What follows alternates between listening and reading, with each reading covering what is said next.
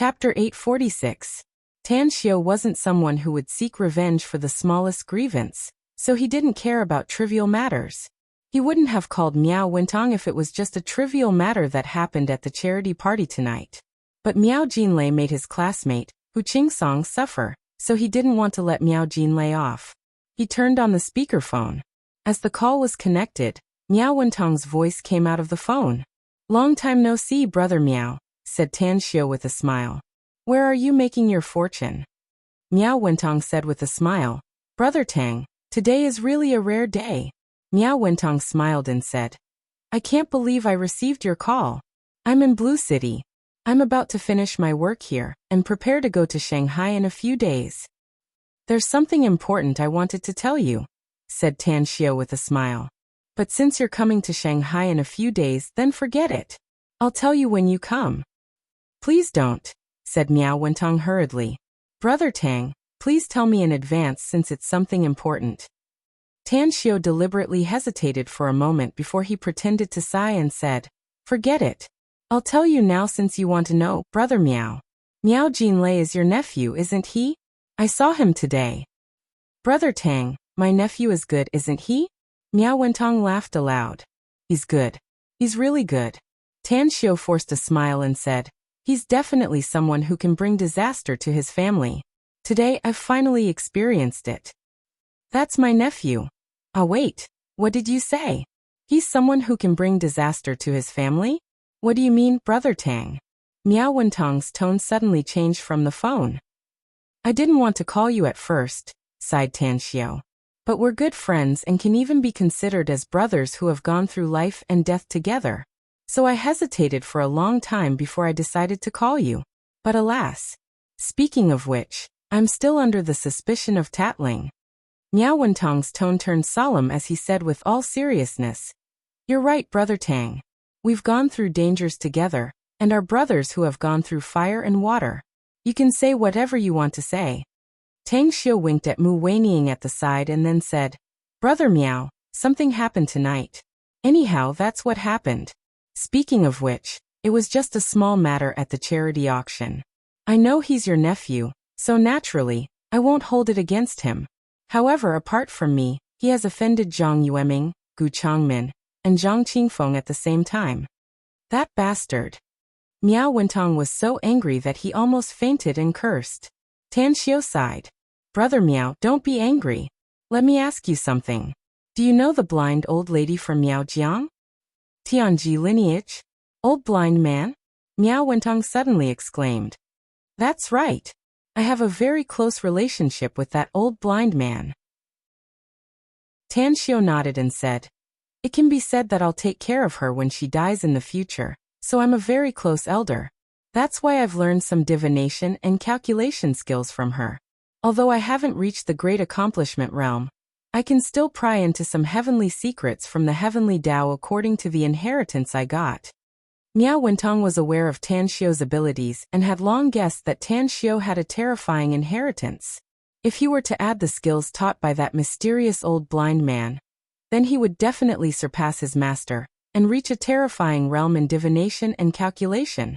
Miao Wentong suppressed the trembling inwardly and hurriedly asked, "Brother Tang, please continue." "I've just told you about what happened today." Tan Xiao sighed. "Since this charity party is too boring and your nephew is too outstanding, I had a sudden impulse to pry into his fate, but the result, alas." "What was the result, brother Tang?" Miao Wentong hurriedly asked. "Don't keep me guessing. Tell me quickly, what's my nephew's fate?" "He's a heavenly cursed lone star with blood in his fate," said Tan Xiao. "What?"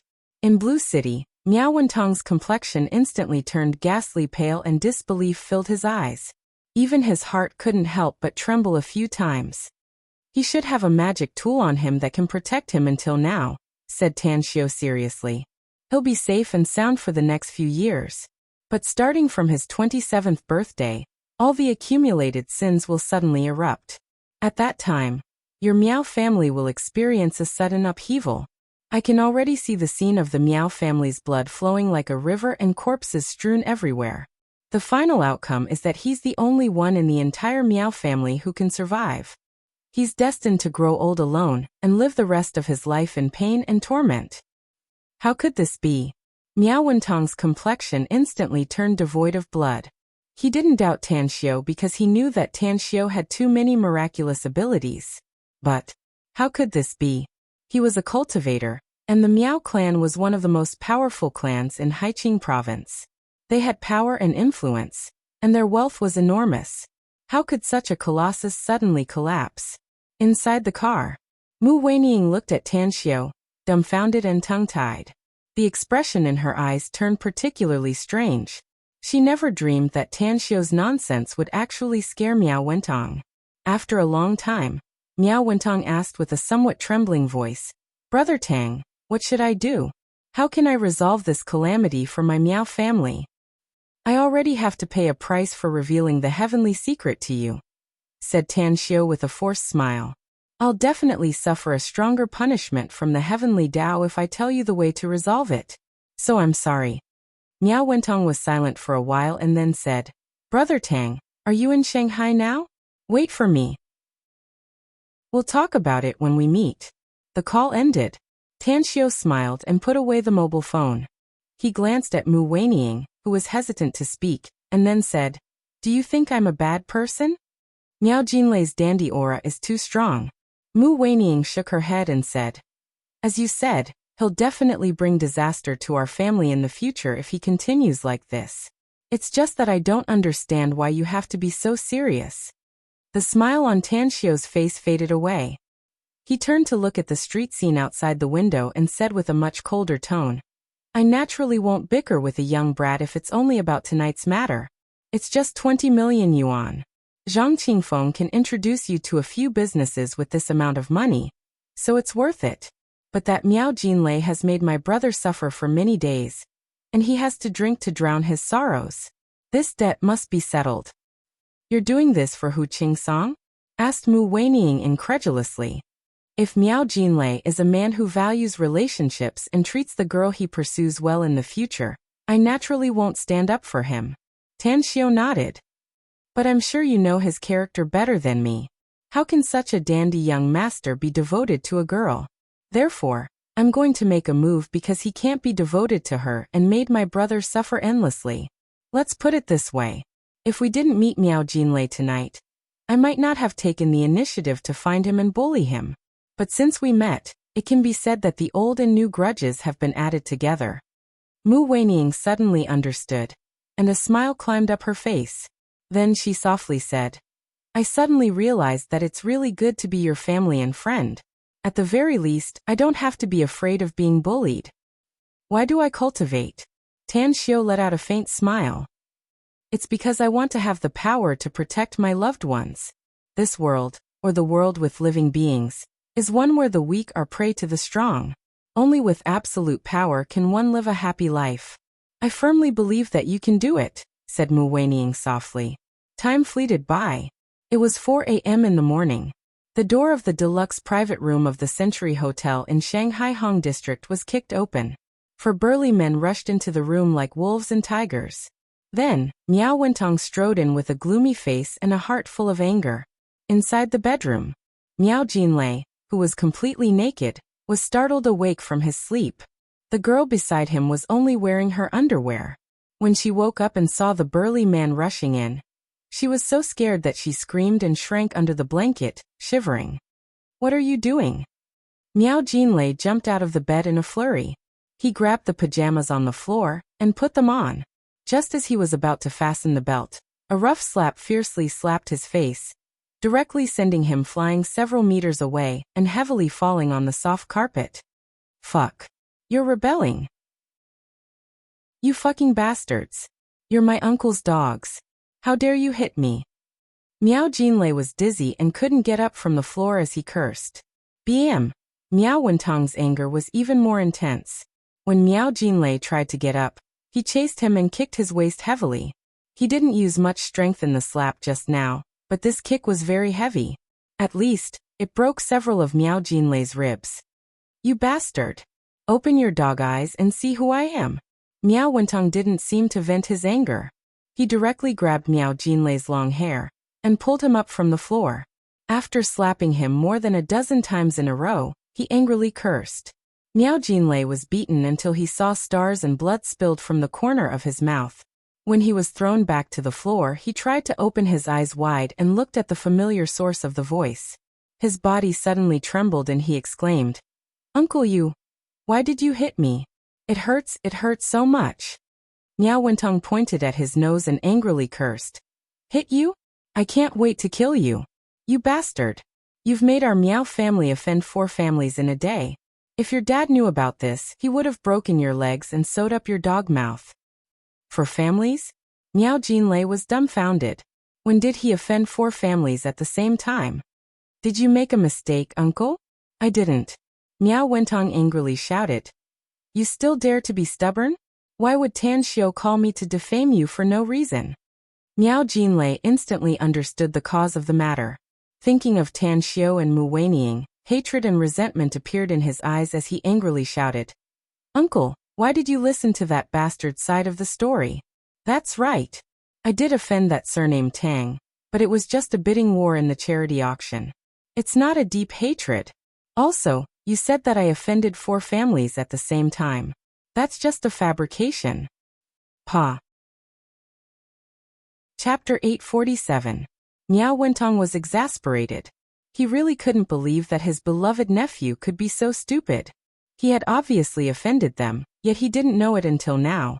Slap deep in his anger, he slapped Miao Jinlei's face again and angrily shouted, "Tan Xiu's Tang family, Zhang Yueming's Zhang family, Gu Changmin's Gu family, and Zhang Qingfeng's Zhang family. I don't need to tell you about the Tang family. They're the real rich and powerful families in the imperial capital. The Zhang family, the Gu family, and the Zhang family are all rich and powerful families in Shanghai. Which family doesn't have at least 10 billion yuan in assets? Which one of them doesn't have a strong network? You provoked these 4 families at once. Do you want them to join forces to destroy our Miao family?" Miao Jinlei covered his cheek, his body trembling in pain. He was about to go crazy. He felt that he had offended Tan Xiu, but Zhang Yueming and Gu Changmin were clearly bullying him. There was also Zhang Qingfeng. How did he offend him? Miao Wentong looked at his nephew's angry and confused expression, and was immediately disappointed. His hands trembled as he took out a cigarette, lit it, and took a few puffs. Then he sat on the edge of the bed and indifferently said, "You still don't understand?" "I just don't understand," yelled Miao Jinlei angrily. "I did offend Tan Xiu, but when did I offend those 3 guys?" Miao Wentong wanted to kick him again, but he eventually held back and angrily said, "Zhang Yueming and Gu Changmin stood up for Tan Xiu during the charity auction. What does this mean? Would they stand up and be hostile to you if they didn't have a good relationship with you? Also, the charity party last night was hosted by Zhang Qingfeng. You directly left just because you were angry and made Zhang Qingfeng look bad under the watchful eyes of the public. Don't tell me you've offended him? Whether it's Zhang Yueming, Gu Changmin, or Zhang Qingfeng, all of them will think that you hate them out of jealousy. Don't tell me you've offended them." Miao Jinlei didn't realize this problem because he was angry before. But now he suddenly woke up after hearing his uncle's reprimand. In the blink of an eye, his anger had completely vanished, and his entire being was filled with terror. Miao Wentong snorted coldly. He turned to look at the shivering girl in the quilt and shouted in a deep voice, "Put on your clothes and get the hell out of here. If you dare to contact this kid again, I'll send someone to throw you into the Huangpu River to feed the fishes." The girl glanced at Miao Jinlei in panic, only to find that he didn't even look at her. Like a bird startled by the mere twang of a bough, she wrapped herself in the quilt and got off the bed. She picked up the clothes scattered on the floor and hurried out of the bedroom barefoot. After quickly putting on her clothes, she did not dare to stay any longer and quickly left the room. Miao Wentong finished the whole cigarette and accurately flicked the butt into the ashtray. He kicked Miao Jinlei to the ground, then got up and walked out the door. "You guys take him to the hospital and keep an eye on him for me. If he goes out and causes trouble again, I'll skin him alive." "Yes." The 2 middle-aged men looked at Miao Jinlei with an unfriendly expression and roughly lifted him up from the ground. They clearly remembered that Miao Jinlei had just called them Miao Wentong's dogs. "Be gentle," Miao Jinlei screamed. Miao Wentong indifferently looked at Miao Jinlei being carried out. He had an impulse to immediately go to Blue Star Villa Complex to find Tan Xiao. But looking at the time, he knew that even if he went to see Tan Xiao at this time, he wouldn't be able to see him. Because if he rashly woke up Tan Xiao from his sleep, it might make Tan Xiao very angry. Alas, it doesn't matter if I offend those three families. Even if they are rich and powerful in Shanghai, they can't affect my Haiqing province's Miao family. But offending Tan Xiao is really troublesome. Especially what Tan Xiao said on the phone. If he really doesn't want to help resolve it, then… Miao Wentong took out a cigarette again, and the words Tan Xiao said on the phone kept echoing in his mind. After a long time, he took out his mobile phone from his pocket, dialed a number, and then said in a deep voice, "Take out the yellow brocade box from the safe at home and give it to Eru. Tell him to send it to Shanghai as fast as possible.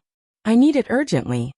After saying that, after he hung up the phone, he dialed another number. "Second brother, calling me so early in the morning? Did something happen?" The voice of Miao Wentong's eldest brother, Miao Wenye, came out of the phone. "Something did happen, big brother." Miao Wentong forced a smile. As Miao Wentong told him the whole story, he finally bitterly said, "Big brother, I know Tan Xiao very well.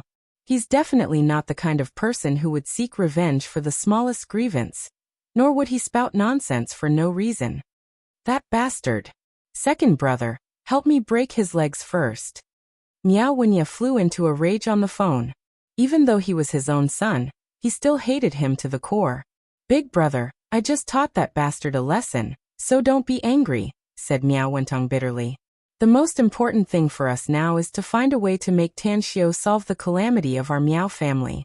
You know about that old blind in the Miao region, and you also know how terrifying she is. Tan Xiao is her successor, and coupled with Tan Xiao's own terrifying inheritance, I believe he can help our family." "Do you have a way to make him help us?" asked Miao Wenye hurriedly. "I have no way," said Miao Wentong. "That's why I want the Jade Tiger in your hand, and the Jade Dragon in mine. Maybe he can help us for the sake of these two things." This, Miao Wenye hesitated. "Big brother, I also know that the Jade Dragon and Jade Tiger are the heirlooms of our Miao family," said Miao Wentong with a forced smile. "It's recorded in the genealogy that they're the second treasure of the entire set of Star Jade artifacts. But if our Miao family really encounters a robbery like Tang Xiao said, even if we have these two items, it won't be of any help at that time." Miao Wenye thought for a long time and then sighed. Forget it.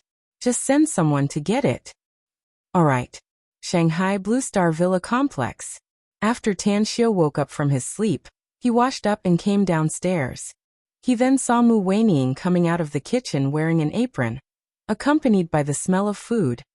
"I was just thinking about when to wake you up," said Mu Weining with a sweet smile upon seeing Tan Xiao. Tan Xiao observed her and sighed. "I say, Weining, if other men see you wearing an apron and looking like a housewife, I'm afraid they'll be so surprised that their eyes will pop out, won't they? Speaking of which, you really have a different flavor when you dress up like this." Mu Weining's eyes curved into a smile. With a hint of shyness, she softly said, "I can stay at home and be your housewife every day if you want." "Well, I really want to, but forget it." Tan Xiao couldn't help laughing.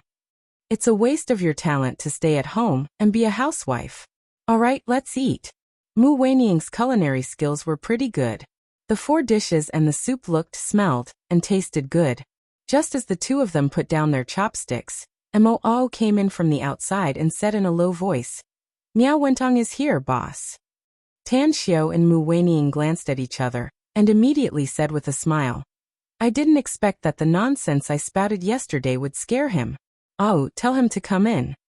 "Understood," Mo replied and left in strides.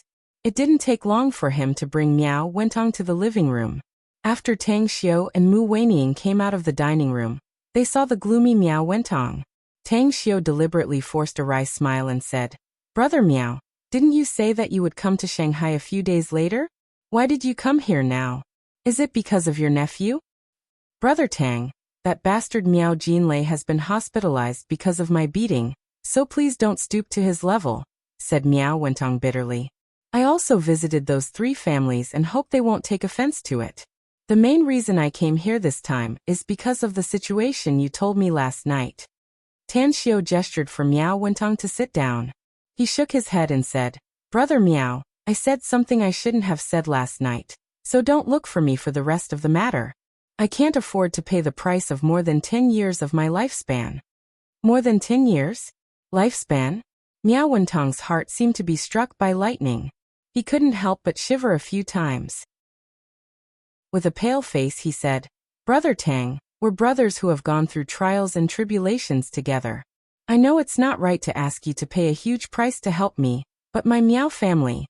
Tan Xiao was silent for a long time and then said, Let me think about it. Besides, there are still several years before that day, so I'm not in a hurry.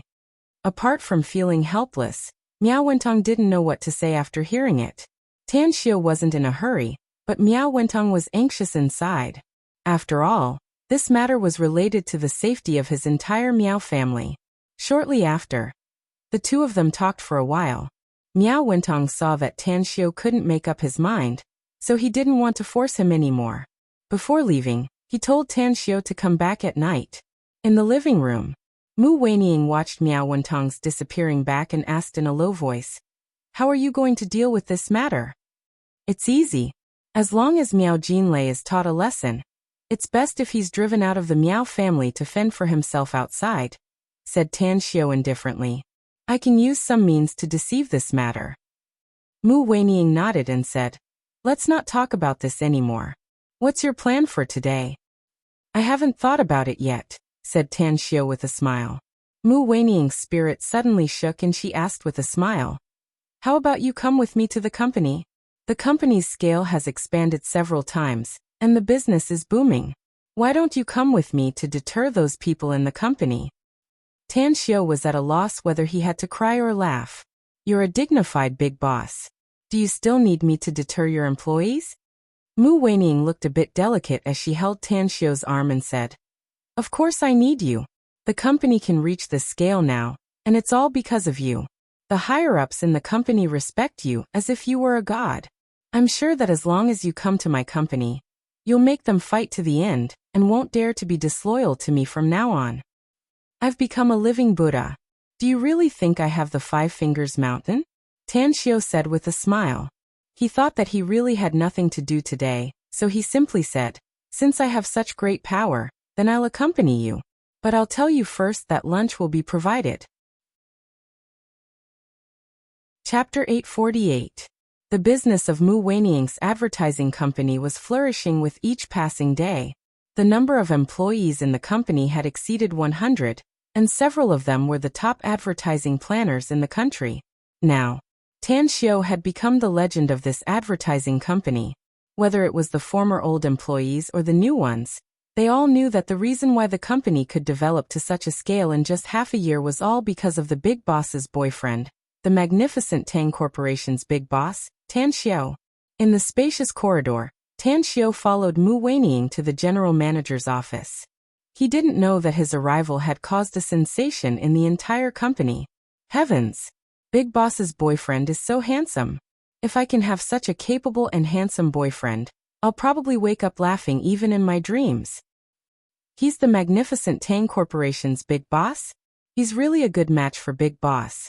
Look at this handsome Tang, and then look at those ugly people in our company who still want to hit Big Boss. It's really a contrast between a frog prince and a toad. The legendary magnificent Tang Corporation's big boss, the young divine doctor who has caused a sensation in the Chinese medicine industry. I finally saw my idol today. Heavens! Why didn't I see him just now? No way, I must see this great god. What an amazing man. Inside the general manager's office, Tan Xiao sat on the soft sofa with his legs crossed, overlooking the bustling street below. With his back facing Mu Weining, he smilingly said, When a person stands too high and overlooks all living beings, they will have a feeling that it's lonely at the top. Everyone is working hard, yet they don't know that it's just loneliness in the end. Mu Weining couldn't help laughing and said, You haven't reached the highest point yet, have you? Tan Xiao turned around and looked at Mu Weining. He shook his head and said, There are some things I can't tell you for the time being. But I've tasted the loneliness of being an expert. Mu Weining was aware of Tan Xiu's identity as a cultivator, so she nodded and said, "Whether you'll overlook all living beings in the future or be stranded in the sea of people, I'll accompany you." Tan Xiu said with a smile, "I didn't expect that Great Bell Mu's words of love would be so pleasant to hear." "You're so annoying." Mu Weining showed a rare girly attitude and gave Tan Xiu a coquettish look. Bang bang. Someone knocked on the office door. Mu Weining's secretary was standing outside the door. "Boss, Mr. Tang, this is the tea I just made." "Thank you." Tan Xiu smiled and nodded. The female secretary left with a smile. Just as she walked out of the door, her voice rang out. "What are you all doing here? Hurry up and get to work." Instantly, a lot of voices came from outside the door. Those girls were not afraid of the female secretary. Instead, they giggled and asked about Tan Xiu. In the office, Mu Weining chuckled. "I bet that all the female employees in the company won't have the mood to work today." Tan Xiu smiled and said, "I'm afraid all the male employees in the company won't be in the mood to work." Finished. The two looked at each other and smiled. At noon, Tan Xiu stayed at the agency for lunch, and then left. Mu Weining was going to be busy. Zhang Qingfeng, whom he had met last night, had brought a few business friends over to introduce business to Mu Weining. Returning the favor, Zhang Qingfeng came very quickly. Their fighting boss. On the way back, Mo Ao, who was driving, received a call and turned his head. "What fight?" Tan Xiu was confused. "The information just came. People from the Special Abilities Bureau are fighting with the Western Bloodkin," said Mo Ao. "It's in Paradise Manor," said Mo Ao. Tan Xiu's expression changed. He suddenly recalled Shanjena in Paradise Manor. Could it be that those Western Bloodkin came for Shanjena? Could it be the Stygian Club's people?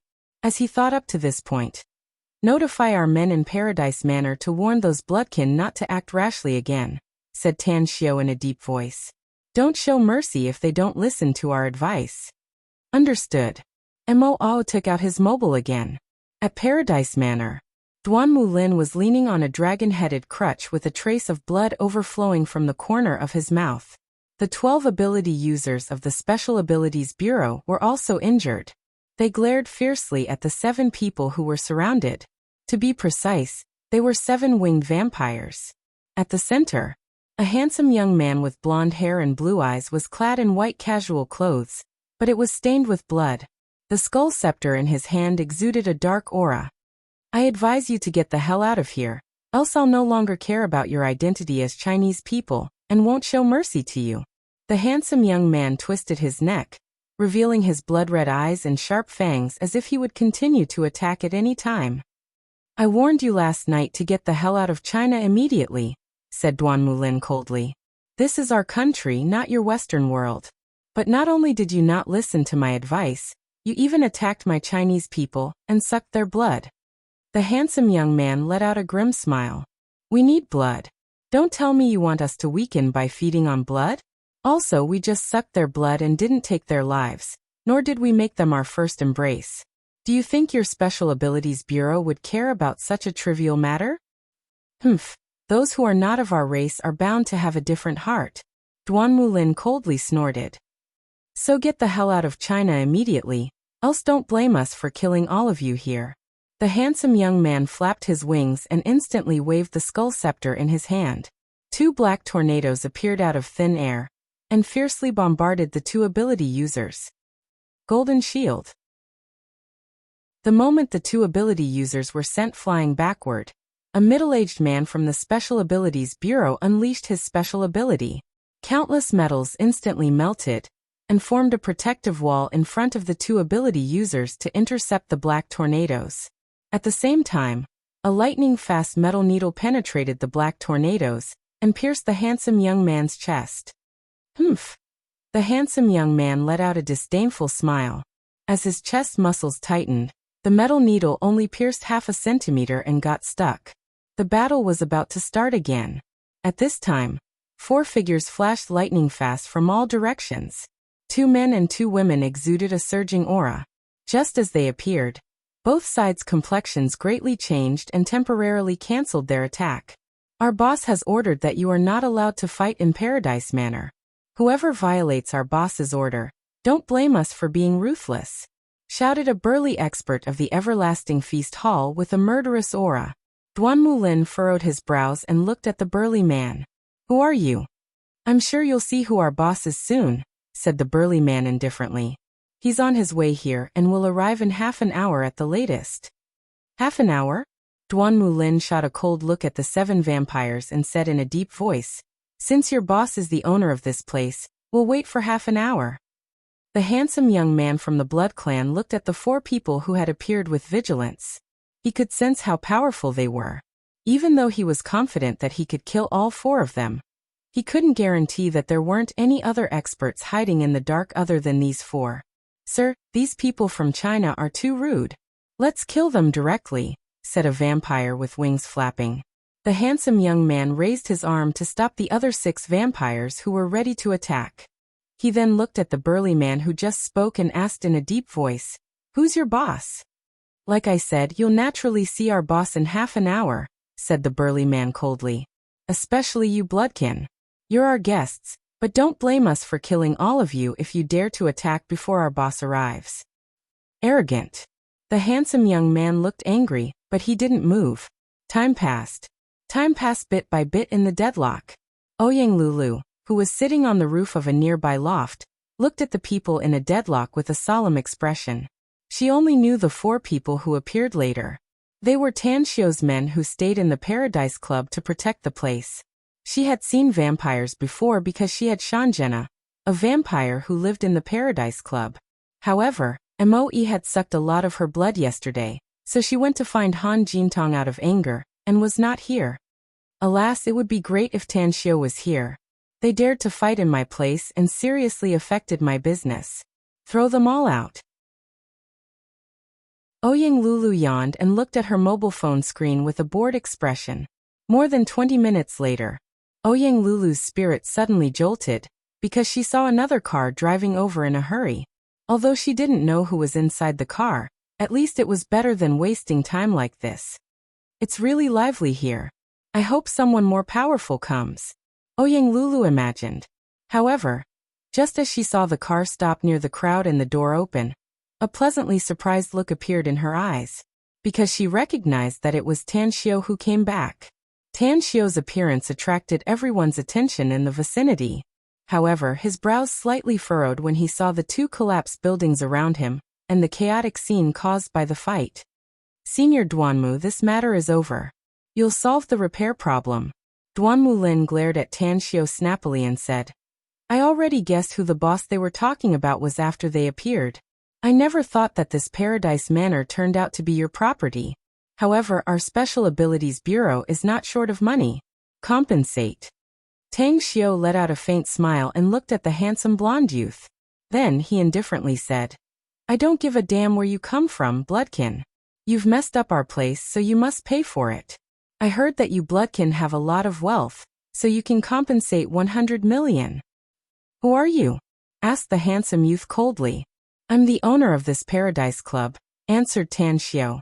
The handsome youth looked at Moe next to Tan Xiu and pondered for a moment before saying, I'm willing to compensate as long as you can make these ability users stop troubling us. Tan Xiu sneered and said, judging from your words, you're not here to stir up trouble in China, are you? Chapter 849. The handsome youth retracted his wings, his blood-red eyes and fangs gradually receded. He stared at Tan Xiu for a long while, but eventually didn't act rashly. He still spoke in fluent Mandarin. We came to China to find someone, not to stir up trouble. We wouldn't have killed anyone in China if it wasn't for the people from your Special Abilities Bureau who attacked us first. Killing and sucking blood are the same. Duanmu Lin coldly snorted. If you bloodkin want to suck blood, then don't do it to our Chinese citizens. The handsome youth angrily said. We only sucked a small amount of blood. At most, it will only make them weak for a short time. It won't endanger their lives. Also, we only drank their blood after knocking them out, so we didn't expose our identities. Most importantly, those women all love money. We've sucked their blood and left them a sum of money in the hotel. You left money? Tan Xiu was surprised. How much did you leave? 10,000, said the handsome youth. 10,000 yuan is a lot. Tan Xiu nodded. Let them buy some nutrition products to replenish the blood they lost. I'm talking about pounds, said the handsome youth. Those women are too stupid. They don't even recognize pounds, and even called the police. It's really hateful. Cough, cough. Tan Xiu blushed with shame for those women. Having their blood sucked was worth 80,000 to 90,000 yuan, which was more than enough. If they really loved money, he believed that they would be satisfied after figuring it out. Tan Xiu. Ouyang Lulu ran from a distance and happily pulled Tan Xiu's arm. Her appearance caused everyone in the surroundings to be stunned, and even Duan Mulin was no exception. Tan Xiu let out a faint smile and then looked at the handsome youth and asked, I want to know, who is the person you came all the way to China to find? My sister Shanjena, answered the handsome youth. You're from Salzburg? Tan Xiu was surprised. The handsome youth's expression slightly changed and asked in a deep voice, How did you know? Who are you? Tan Xiu smiled and waved his hand. He then looked at Duan Mulin and said, Senior Duanmu, please hand them over to me. I guarantee that they won't cause any trouble in Wuxia, and the blood-sucking incident won't happen again. In at most a week, I will let them leave China. Duan Mulin frowned and said, I'm at ease leaving it to you, but do you know them? As a matter of fact, there's a bloodkin living in this paradise club. She's his sister Shanjena, said Tan Xiu with a smile. Duan Mulin pondered for a moment and nodded. If so, I'll leave it to you. Finished.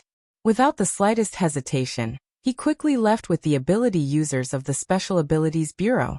After they left the Paradise Manor, a middle-aged man beside Duan Mulin asked angrily, Chief, who is the boss of the Paradise Club? Why did you hand over those bloodlings to him? What if those vampires create chaos? How can we not take action? A smile appeared on Duan Mulin's old face as he said, You've just finished your seclusion cultivation, so you don't know much about the recent events. The most powerful force in our country is not our Special Abilities Bureau, but the Everlasting Feast Hall. Even I can't figure out how terrifying the power of the Everlasting Feast Hall is. The Everlasting Feast Hall? Never heard of it before? The middle-aged man was confused. The Everlasting Feast Hall has been too low-key in the past, said Duan Mulin. I only learned about it in the last 2 years. Especially with the high-profile appearance of Tan Xiu recently. Only then did I figure it out a bit. What I know about the Everlasting Feast Hall is just the tip of the iceberg. Yet its power is thousands of times more than our Special Abilities Bureau. Hiss, the middle-aged man gasped and said in horror, How can the country allow such a terrifying force? Duan Mulin raised his hand to interrupt him and shook his head with a wry smile. The country? Let alone our country, even if all the countries in the world join forces. I'm afraid it'll be very difficult to destroy the Everlasting Feast Hall. Remember, don't provoke those cultivators in the future. They won't meddle in worldly affairs, and we'll mind our own business. Cultivators? The middle-aged man's heart trembled a few times. He had seen powerful cultivators in the past, but he didn't expect that the Everlasting Feast Hall was actually composed of cultivators. So that Tan Xiu. To be honest, I don't know about Tan Xiu's identity either, said Duan Mulin helplessly. Although the cultivators of the Everlasting Feast Hall address him as boss, the terrifying existence who founded the Everlasting Feast Hall addresses him as master. Even several people older than him address him as Grand Master, said Tang Xiu. The middle-aged man was dumbfounded. The issue of seniority made him faintly tremble inside. Tan Xiu was still young, yet he already had a grand disciple. Most importantly, who was his master? Did he have any other elders in the sect? At the Paradise Manor, the 7 kindred from Salzburg were led by Tan Xiu to the Western-style building where Shanjena lived. As Ouyang Lulu brewed the fragrant tea, Tan Xiu asked, Where's Shanjena? There was a fight here, so she should have found it. Professor Mo took a lot of her blood yesterday, so she got angry and ran out to complain to Han Jintong last night. Ouyang Lulu smiled. I called her, but her phone was turned off. What did you say? Shansley's expression drastically changed. He abruptly got up and hurriedly shouted, "You dare to take my little sister's blood? Don't you know that it's extremely harmful to the kindred when their blood is taken?" Tan Xiu rolled his eyes and lightly said, "If Shanjena thinks it's harmful to her, I'm afraid she would have quit her job long ago and refused to cooperate with the research. Have a taste of this pill. If you think it tastes good, you can stay here for a week to accompany my researchers in their research." A pill? Shansley had received a call from his younger sister, Shanjena, and learned some things about pills from her. He looked at the crystal-clear pill in his hand that exuded a wisp of fragrance. After hesitating for a moment, he threw the pill to a kindred behind him and said in a deep voice, "Take it." Understood. The young kindred didn't hesitate and directly swallowed the pill. Ah! A few seconds later, the kindred's expression greatly changed. His body suddenly trembled and his wings spread out in a flash. Even his eyes turned blood red and his fangs drilled out again. In a flash, Shansley and the other 5 kindred released their wings and vigilantly prepared for battle. Stupid. Tan Xiu indifferently glanced at Shansley. He then crossed his legs and took out a cigarette, lit it up, and leisurely smoked it. Time fleeted by. 2 to 3 minutes later, an enormous aura erupted from the blood tribe member's body. Even the wings on his back had grown a lot, and the veins on his back had become clearer. The number of mysterious ancient runes had also increased. Shansley and the other blood tribe members instantly realized that this was a sign that his bloodline had been upgraded and his strength had become stronger. I've broken through to the count rank?" The kindred cried out in surprise. Shansley gaped and struggled to turn his head to look at Tan Xiu. He finally understood what Tan Xiu meant when he said stupid. Tang Xiu obviously gave him the pill, but he turned around and threw it to his man. If he had taken the pill, would he have broken through from the count rank to the marquis rank? Damn it! Shansley looked at his man with envy. He took a deep breath and retracted his wings, fangs and blood-red eyes. He then let out a hollow laugh and said, Boss Tang, right? Do you still have that kind of pill?" Tan Xiu rolled his eyes and snappily said, "Do you really think elixirs are like cabbages that you can get as many as you want? Do you know how much resources I have to spend to refine one?" "This," Shansley rubbed his hands and said with a vexed expression, "I was indeed in the wrong, Boss Tang. There's an old saying in China that a great man doesn't stoop to petty offenses. Can you sell me, yes, sell me some medicinal pills? I guarantee I can give you a big price." With a strange expression, Tan Xiu asked, "How much do you mean by a big price?" "I'll give you 100 million pounds for one of those pills," replied Shansley immediately with a heroic spirit after hearing it. Cough, cough. Tan Xiu, who had just inhaled a mouthful of smoke, directly choked upon hearing Shansley's offer. 100 million pounds for a pill? The cost of refining it was only a few million at most, yet it could be sold at such a sky-high price. However, he felt relieved after giving it a thought. Such a pill might be ordinary to him, but it was absolutely a treasure for these vampires who could enhance their bloodline. 200 million pounds. Take it or leave it. After figuring it out, Tan Xiu simply asked for an exorbitant price. Shansley hesitated for a moment, and then firmly nodded. "I'll buy it. How many do you have?" 100, answered Tan Xiu. "How many?" Shansley shivered and looked at Tan Xiu in amazement. 100, repeated Tan Xiu. Shansley opened his mouth and immediately gritted his teeth. "I'll buy all of them if your pills have the same effect as the one just now. But 20 billion pounds is not a small amount, and I'll need half a month to gather the money." Tan Xiu nodded casually on the surface, but he was secretly shocked inwardly. It must be noted that 20 billion pounds was nearly 200 billion renminbi. How could these vampires have such a huge amount of wealth? Even if they had accumulated a lot of wealth for hundreds and thousands of years, they shouldn't be so extravagant, right? Suddenly, Tan Xiu seemed to realize something and said, "If you can't come up with so much cash, you can actually use things to pay for it. For example, emeralds, agates, gold, silver, and jewelry. Or precious ores or precious herbs. If you have high-level fierce beast corpses, you can also take them to exchange." Chapter 850. Shansley was pleasantly surprised after hearing it. It was not easy to get 20 billion pounds in a short time. Even if he sold the treasures he had accumulated for thousands of years in Salzburg, it would be very strenuous to pay this amount. But if he paid with those jadeite, agate, gold, silver and jewelry, he wouldn't have to think of ways to sell them. It would be great without the transit link. Furthermore, his family had been enduring for hundreds of years. Other families thought that they had been defeated, but that was not the case at all. It was just that they had been planning something for hundreds of years, and it was only recently that they had succeeded. Overlord. What his family had been planning was to gather the power of the whole family to cultivate a super powerhouse of the overlord rank. After hundreds of years of preparation, Shansley's great-grandfather had become a powerhouse of the overlord rank. This was also the reason why his family had been acting frequently recently to destroy many families who had been eyeing them covetously and seize their huge resources. Do you need antiques, Mr. Tang? My family has been passed down for more than 1,000 years, and has collected a lot of antiques and curios. If I remember correctly, there's a saying in your country, collection in prosperous times, gold in troubled times. I'm sure you'll like it in a peaceful era, said Shansley confidently. Antiques and curios?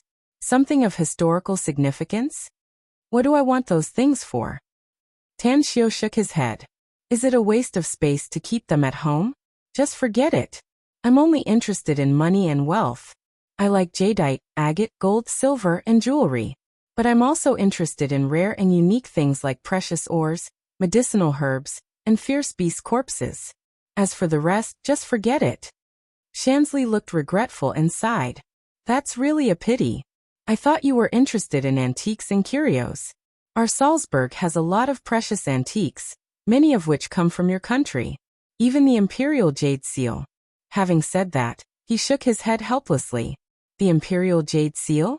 Tan Xiu stared blankly and suddenly recalled the Qin Emperor's imperial jade seal. A great seal that symbolized power during the Qin dynasty. The endless power of faith condensed inside was like a vast ocean. Tan Xiu couldn't absorb the power of faith inside with his current cultivation. However, he knew very well that once his cultivation reached the critical point of ascending to the immortal world, he would be able to absorb the power of faith and turn it into his own power. That kind of power, after being illuminated by the immortal light and refining the body, would become an extremely powerful true immortal. Myriad Buddha Treasured Tome. It was the most profound cultivation technique of the Buddha dimension, and it was all-encompassing and mysterious. Tan Xiu had once obtained a copy of the 10,000 Buddha Treasured Canon. He had once killed a scum of the Buddha world and obtained it from him. In the 10,000 Buddha Treasured Tome, there was a method to absorb the power of faith for one's own use. Shansley, I want to know what's going on with the Imperial Jade Seal of Wuxia that you mentioned? Tan Xiu asked seriously. Shansley said casually, it's the seal of the ancient emperor of Wuxia. That's right, that piece of his jade. Tan Xiu's expression changed, and he immediately asked, tell me about the carvings on the heshabi. Shansley thought for a moment and then said, it has a circumference of 4 cun.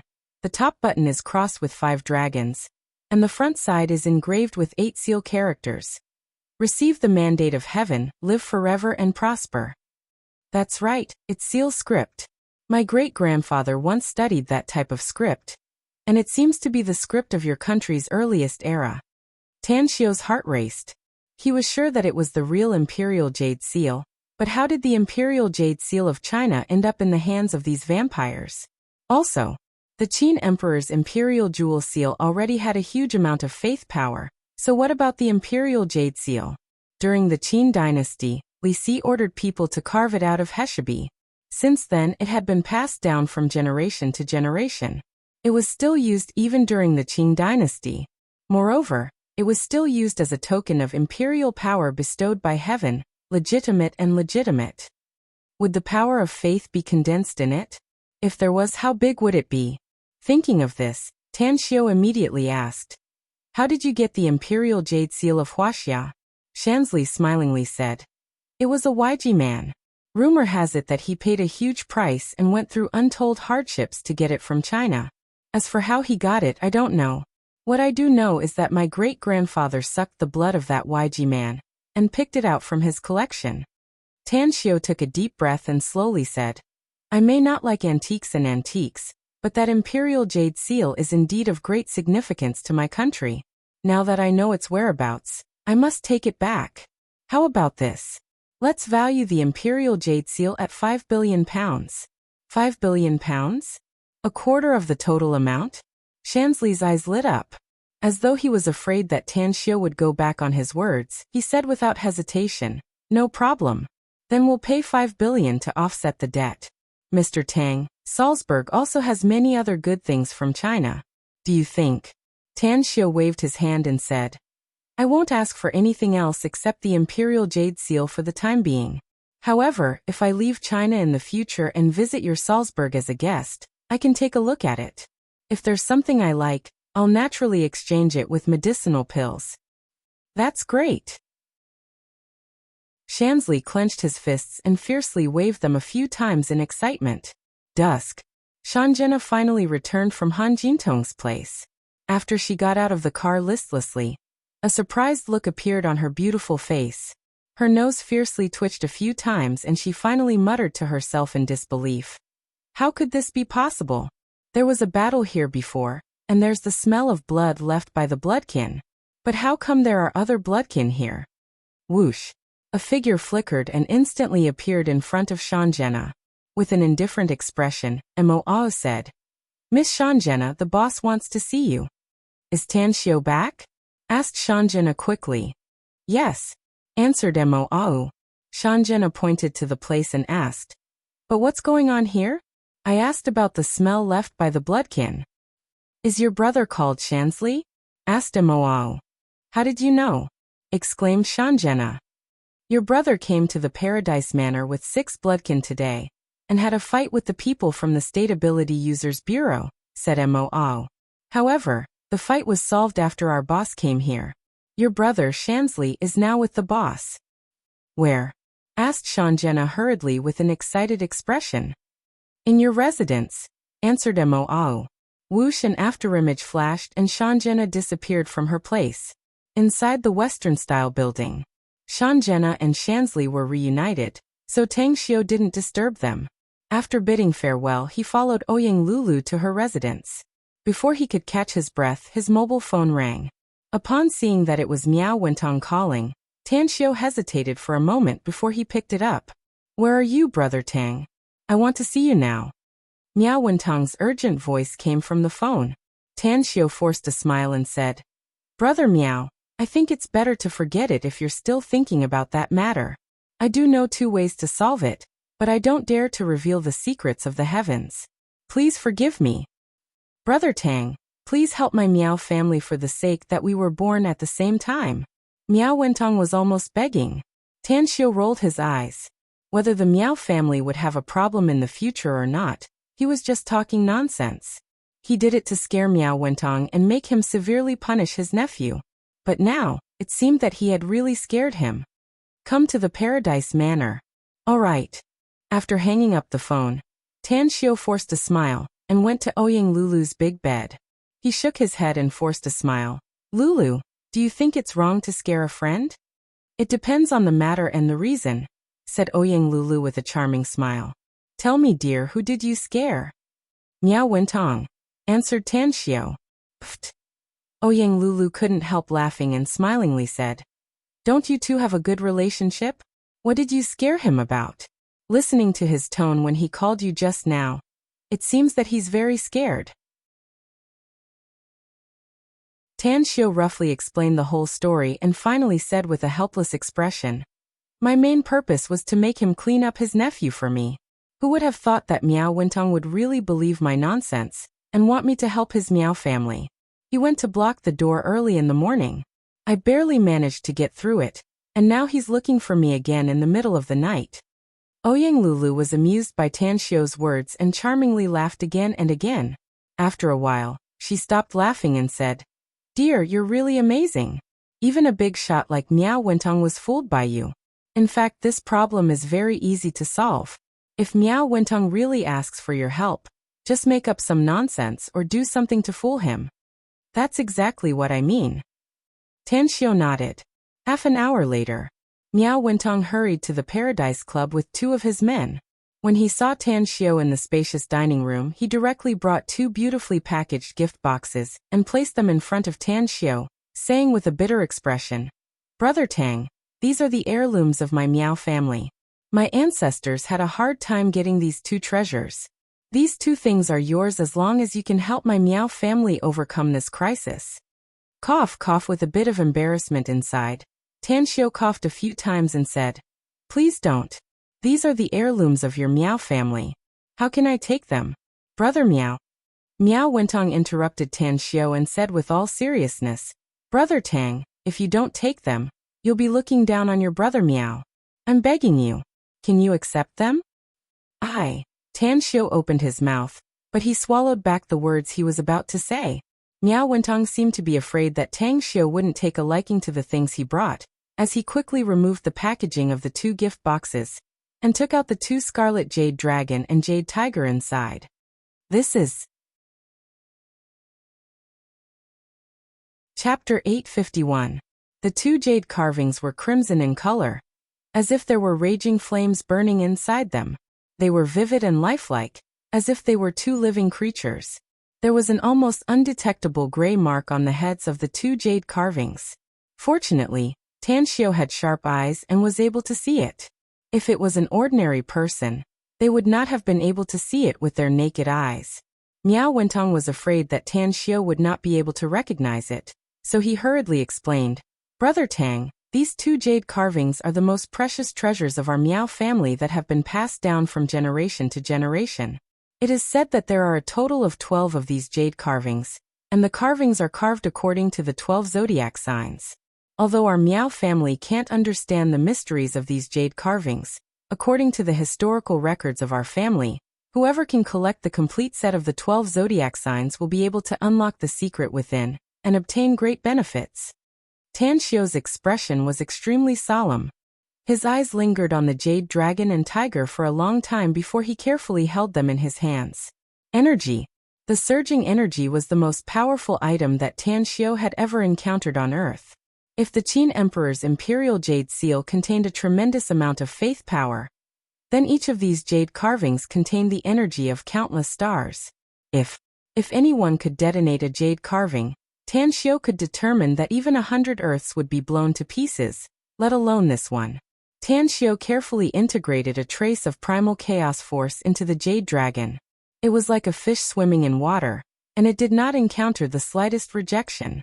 However, when the primal chaos force came into contact with the gray mark on the head of the jade dragon, his body suddenly trembled, and his entire consciousness was sucked into the jade dragon. No, to be precise, he was sucked into the gray mark. The sea of stars, the vast universe. Tan Xiao suddenly discovered that he was standing in the boundless universe with countless planets orbiting in all directions. Golden lines connected the countless planets together, forming a 3-dimensional star chart that contained endless mysteries. Those golden lines. Tan Xiao's lips trembled, and his eyes were filled with a fiery light. If it was any other cultivator on Earth, they would definitely not be able to recognize what those golden lines were. But he could, because he had used those golden lines before, and he could use them as if they were his own arms. That was the trajectory of the heavenly Tao, the trajectory of the heavenly path in Earth space. Who is it? Who possessed such a terrifying ability to forcefully imprint the trajectory of the heavenly Tao of this world into this jade sculpture? I can't do it. I was once a paragon in the immortal world, and I possess the power to destroy the heavens and extinguish the earth. But I can't do it. Unless it's a god who has broken through the shackles of the immortal world and broken through to a higher plane of existence. Only then can it be done, right? Could it be that there was once a real god on Earth? If a god was not born and bred in this world, it would be impossible for him to imprint the path of the heavenly Tao of this world into the jade sculpture. Because no matter how terrifying the true gods from the outside world are, they can only destroy this land and cannot control the rules of this land. Breaking is easy, but controlling is hard. Suddenly, the pain in Tang Xiao's mind was like being pricked by needles, causing his consciousness to instantly withdraw from the cosmic space. At this moment, not only did he spurt out a mouthful of blood, but his eyes, ears, and nostrils were also bleeding. Brother Tang. Miao Wentong looked horrified and hurriedly called out. Tan Xiu sniffed his mind and shook his head. I'm fine. It's just a backlash. Brother Miao, these 2 jade sculptures are really precious, so precious that it's very difficult to control them even if one cultivates for thousands of years. I won't hide it from you. Even an immortal who has ascended to the immortal world, or even a real perfected golden immortal, can't fully control them. Unless what? Asked Miao Wentong hurriedly. Unless one becomes a paragon in the immortal world, replied Tan Xiu. Only then can one barely control them. If my guess is correct, once we find the other 10 jade sculptures and gather a total of 12 sets, we can help a paragon in the immortal world smoothly cross the heavenly tribulation, break the shackles of the immortal world, and ascend to the gods' realm. Hiss! Miao Wentong gasped. Immortals were already very far away from him, let alone the paragon at the peak of the immortal world, as well as the unreachable gods' realm. Brother Tang, do the immortal world and the gods' realm really exist? Asked Miao Wentong cautiously. Tan Xiu shot him a deep look and solemnly nodded. I don't want to hide it from you anymore. Apart from the space where our Earth is, there are indeed higher levels of space such as the immortal world, Buddha realm, demon realm, ghost realm, spirit realm, and many others. Above these worlds is the gods' realm, where demons, devils, ghosts, monsters, immortals, Buddhas, saints, and many other races exist at the same time. Let me put it this way. If our Earth's space is like a grain of sand, then the immortal world is the area of the Milky Way, and the gods' realm is the area of the vast universe. Miao Wentong's body trembled and his breathing was rapid as he asked, Brother Tang, can you tell me how you know this? It's not convenient for me to tell you for the time being. Tan Xiu shook his head. But give me some time. I'll naturally tell you everything when I shatter the void and ascend to the immortal world one day. Shatter the void? Ascend to the immortal world? Miao Wentong's whole body froze as though he was struck by lightning. Tan Xiu looked at the 2 jade carvings with infatuation. After a long time he slowly said, How about we make a deal, Brother Miao? What deal? Asked Miao Wentong. Give me these 2 jade carvings and I'll give you a real immortal cultivation technique, said Tan Xiu. You can definitely see the hope of ascending to the immortal world if you cultivate well in the future. How about this? I assure you that I'll protect you until you become a late-stage golden core expert. Late-stage golden core? Legendary existences? Miao Wentong almost shouted in agreement, but he recalled the purpose of meeting Tan Xiu this time and immediately said, Brother Tang, about the catastrophe that will befall my Miao family in a few years. I'll help solve it together, said Tan Xiu in a deep voice. Deal, said Miao Wentong excitedly. He had just weighed the pros and cons inwardly and figured out some things. These 2 jade carvings were obviously of great help to Tan Xiu, but they were of no use to him and the Miao family. Instead of keeping them in the family and passing them down from generation to generation without any other use, it was better to make a deal with Tan Xiu and exchange them for a great immortal opportunity. 2 hours later, Tan Xiu imparted a cultivation technique from the immortal world to Miao Wentong. He looked at his pleasantly surprised face and seriously said, You already have the foundation of cultivation. If you practice this immortal cultivation technique, you can take your cultivation a step further in a short time. However, haste makes waste. You must cultivate diligently in the future, and I'll provide you with a steady stream of cultivation resources. As long as you work hard, I can guarantee that you'll become a late-stage golden core expert in 10 years. 10 years. Late-stage golden core? Miao Wentong was so excited that he nearly cried. Such a great opportunity was something he never dared to imagine before. Even though he had learned an immortal cultivation technique at this moment, he still felt like he was dreaming. My Miao family. Miao Wentong recalled the purpose of his visit this time. There are 2 ways. First, the Miao family will not have any new members for 3 years, said Tan Xiu. Then, each of them will have 1 hand and 1 foot cut off. Only then can the Miao family's extermination disaster be averted.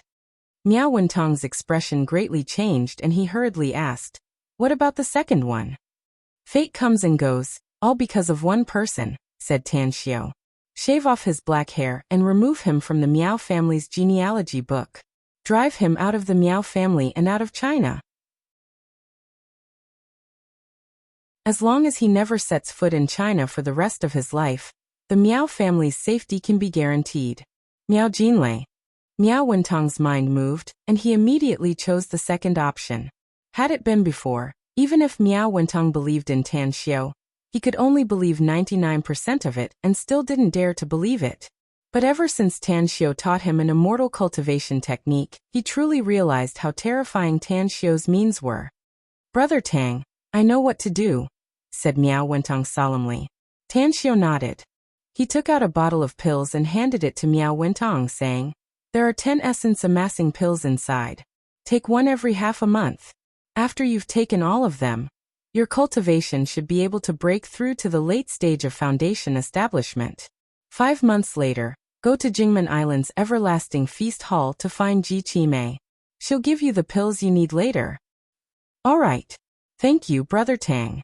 Miao Wentong took the bottle excitedly and thanked him from the bottom of his heart. Tan Xiu shook his head and sighed inwardly.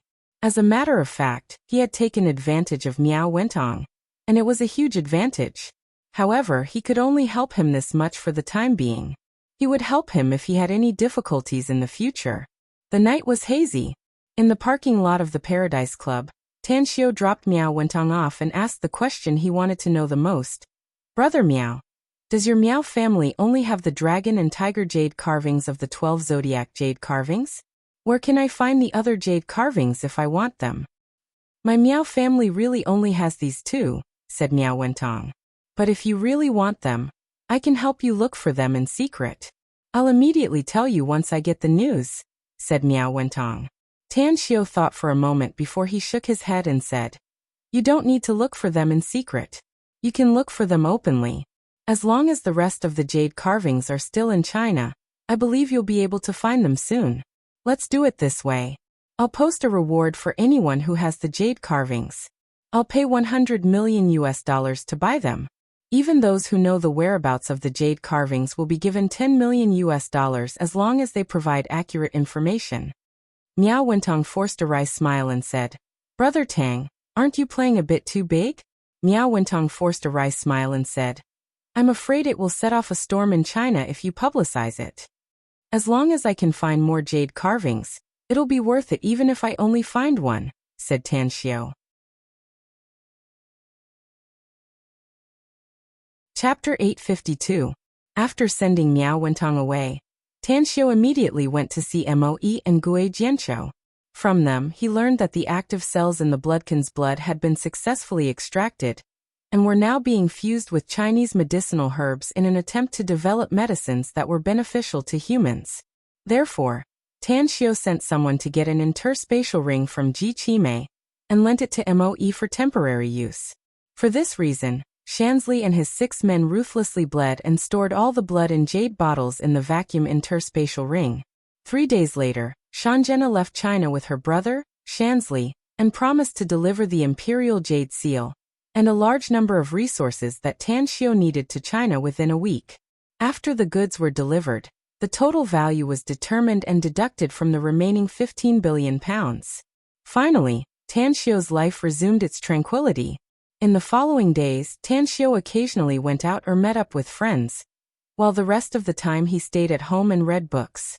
As the days passed by, there were only 2 days left before the final exam of his freshman year. The scorching sun was blazing in the sky. Blue Star Villa Complex. Tan Xiu was quietly reading a book, but he was thinking about something in his mind. The most important thing for him to do next was to go to Longquan Bay in Kaunas to open the Immortal Trove. Afterward, he also had to rush to 9 Dragons Island. The reconstruction project there had reached the most critical juncture. 9 Dragons Island would become his base camp in the future, so the situation there must not go wrong. Ring, ring, ring. His cell phone suddenly rang, interrupting Tan Xiu's thoughts. Tan Xiu glanced at the caller ID and immediately furrowed his brows, asking, "What's up, Ao? Chief Kong has come to Shanghai, boss." "Kongxia?" "Yes. Why didn't she tell me in advance that she's coming to Shanghai?" Tan Xiu curiously asked. "It's really strange. Anyways, where is she now?" Our men just saw her at the Shanghai airport, said Mo. Tan Xiao agreed. After hanging up the phone, he directly dialed Kong Xia's cell phone number. Before he had time to speak, Kong Xiao's voice came out of the phone. It's really not fun. I originally wanted to give you a surprise, but I didn't expect you to receive the news that I'm coming to Shanghai. Tan Xiao smiled and said, Why did you come to Shanghai? I missed you, said Kong Xiao with a smile. It just so happens that I have some free time these few days, so I want to give myself a break. After thinking about it for a long time, I felt that it would be boring to go anywhere without you, so I came to Shanghai. By the way, let's go back to Star City together after your final exam. Go back to Star City with you. Tan Xiao was confused. What for? Kong Xiao forced a smile and said, I say, Big Boss Tang, you're really forgetful. Originally, the new city's internal purchase was scheduled for June 1st. But because of the Long family's issue in Walled Hill Village, the project was affected and had been delayed until now. We've prepared a lot of funds this time. How can we do it without you? Tan Xiao suddenly understood and said with a dry smile. I would have really forgotten about it if you didn't remind me. Come here directly. I'm at Blue Star Villa Complex. Alright, wait for me. At noon, Kong Xiao came with her suitcase. After seeing Tan Xiao, the excitement on her beautiful face was undisguised. After a big hug, she leaned on Tan Xiao's embrace and asked, We haven't seen each other for a long time, except for the phone call. Did you miss me? Yes, replied Tan Xiao with a smile. Kong Xiao pouted and snorted. Humph, you missed me and didn't even say anything. I heard that you went to Qingqing Mountain a few days ago, and stayed there for quite a long time. I went there for a very important matter, said Tan Xiao. I know you have something, and it's a very important matter, said Kong Xiao. But seriously, why are you so busy? What else are you doing aside from our magnificent Tang Corporation and the everlasting feast hall? Tan Xiao couldn't help laughing and said, I'm afraid there's only cultivation aside from these, no? You also know that for me, achievements are not about how much wealth I have in reality, nor is it about having a high status or power. What I pursue is power in a higher cultivation realm. I know, so I'll tell you some good news.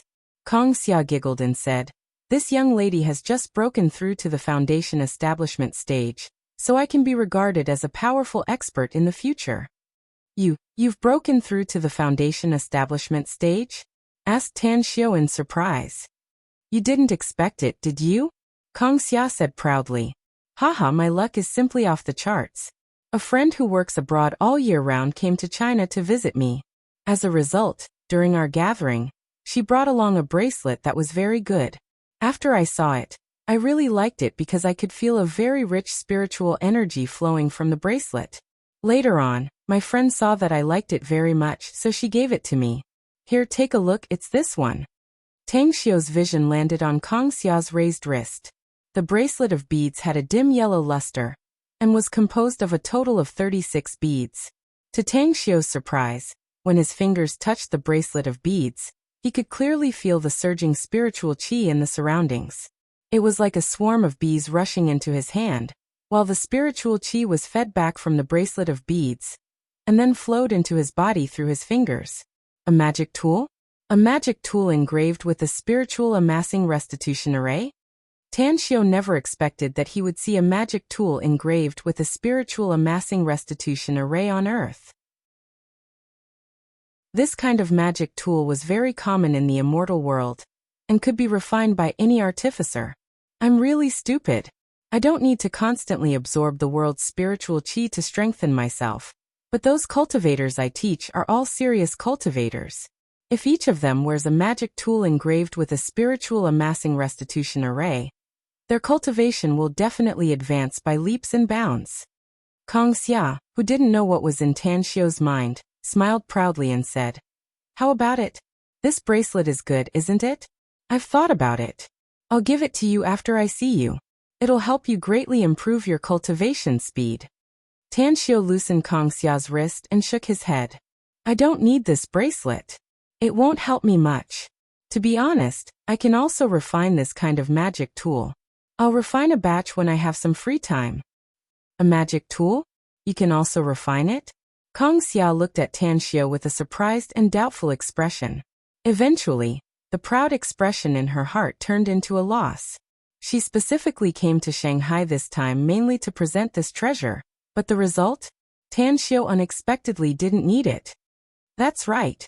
I can indeed refine it. Tan Xiao nodded. Although I don't need this bracelet, it reminds me that if each of the people I train has this kind of magic tool, it will greatly benefit their cultivation. Thank you, Kong Xia. The loss in Kong Xia's heart eased a lot. She smiled and said, You don't need to thank me. It's my greatest happiness to be able to help you. Words of love. It was always the best emotional seasoning. Even though Tan Xiao's heart was as hard as a stone, he still felt warm inside. He picked up Kong Xia's suitcase and hugged her with his other hand, saying with a smile, Let's go. Go upstairs and have a good rest. I'll accompany you for dinner later. Today, big news was destined to sweep across the entire land of China like a tornado. TV stations, newspapers, magazines, the internet, and communication media all focused on the topic. Grand Fortune Jewelry is looking for the 12 zodiac jade carvings. Anyone who has the zodiac jade carvings can contact the Grand Fortune Jewelry's general manager, Hao Lei. Once it is confirmed that it belongs to one of the 12 zodiac jade carvings, the Grand Fortune Jewelry will buy it for $100 million. $100 million. This astronomical figure in the eyes of countless people was like a nuclear bomb that fell on the hearts of the citizens of China, setting off an uproar. Zheng Province, Liaoning County. Yang Pingqiao was smoking a cigarette as he squatted in front of the dilapidated newsstand at the entrance of the county's key high school. His eyes kept glancing around as if he was looking for someone. Mingzi, have you inquired about it? Did Yuli really say that she'll be the girlfriend of whoever has the money? Yang Pingqiao frowned and asked a thin young man named Mingzi next to him. I've inquired about it. Yuli said so, said Mingzi. Also, I heard that Campus Bellew University has received a call from Wang Wei, the young master of the Dongda Steel Machinery Company in our county. They talked for a long time. Wang Wei. Yang Pengqiao frowned. That guy who relies on his family's wealth and power to act like he's rich and powerful all day long? Didn't you beat him up last time? How come he still contacted Yuli? I beat him once, and he found someone to beat me 3 times, said Mingzi in a low voice. Big bro. You've been in Zheng City for 2 years now, and those hoodlums in the county have long given up on us. I didn't tell you before because I was afraid of losing face. Yang Pingqiao's face turned cold as he coldly snorted and said, Don't worry. It's never too late for a gentleman to take revenge. Since that Wang Wei dared to touch you, I'll deal with him sooner or later.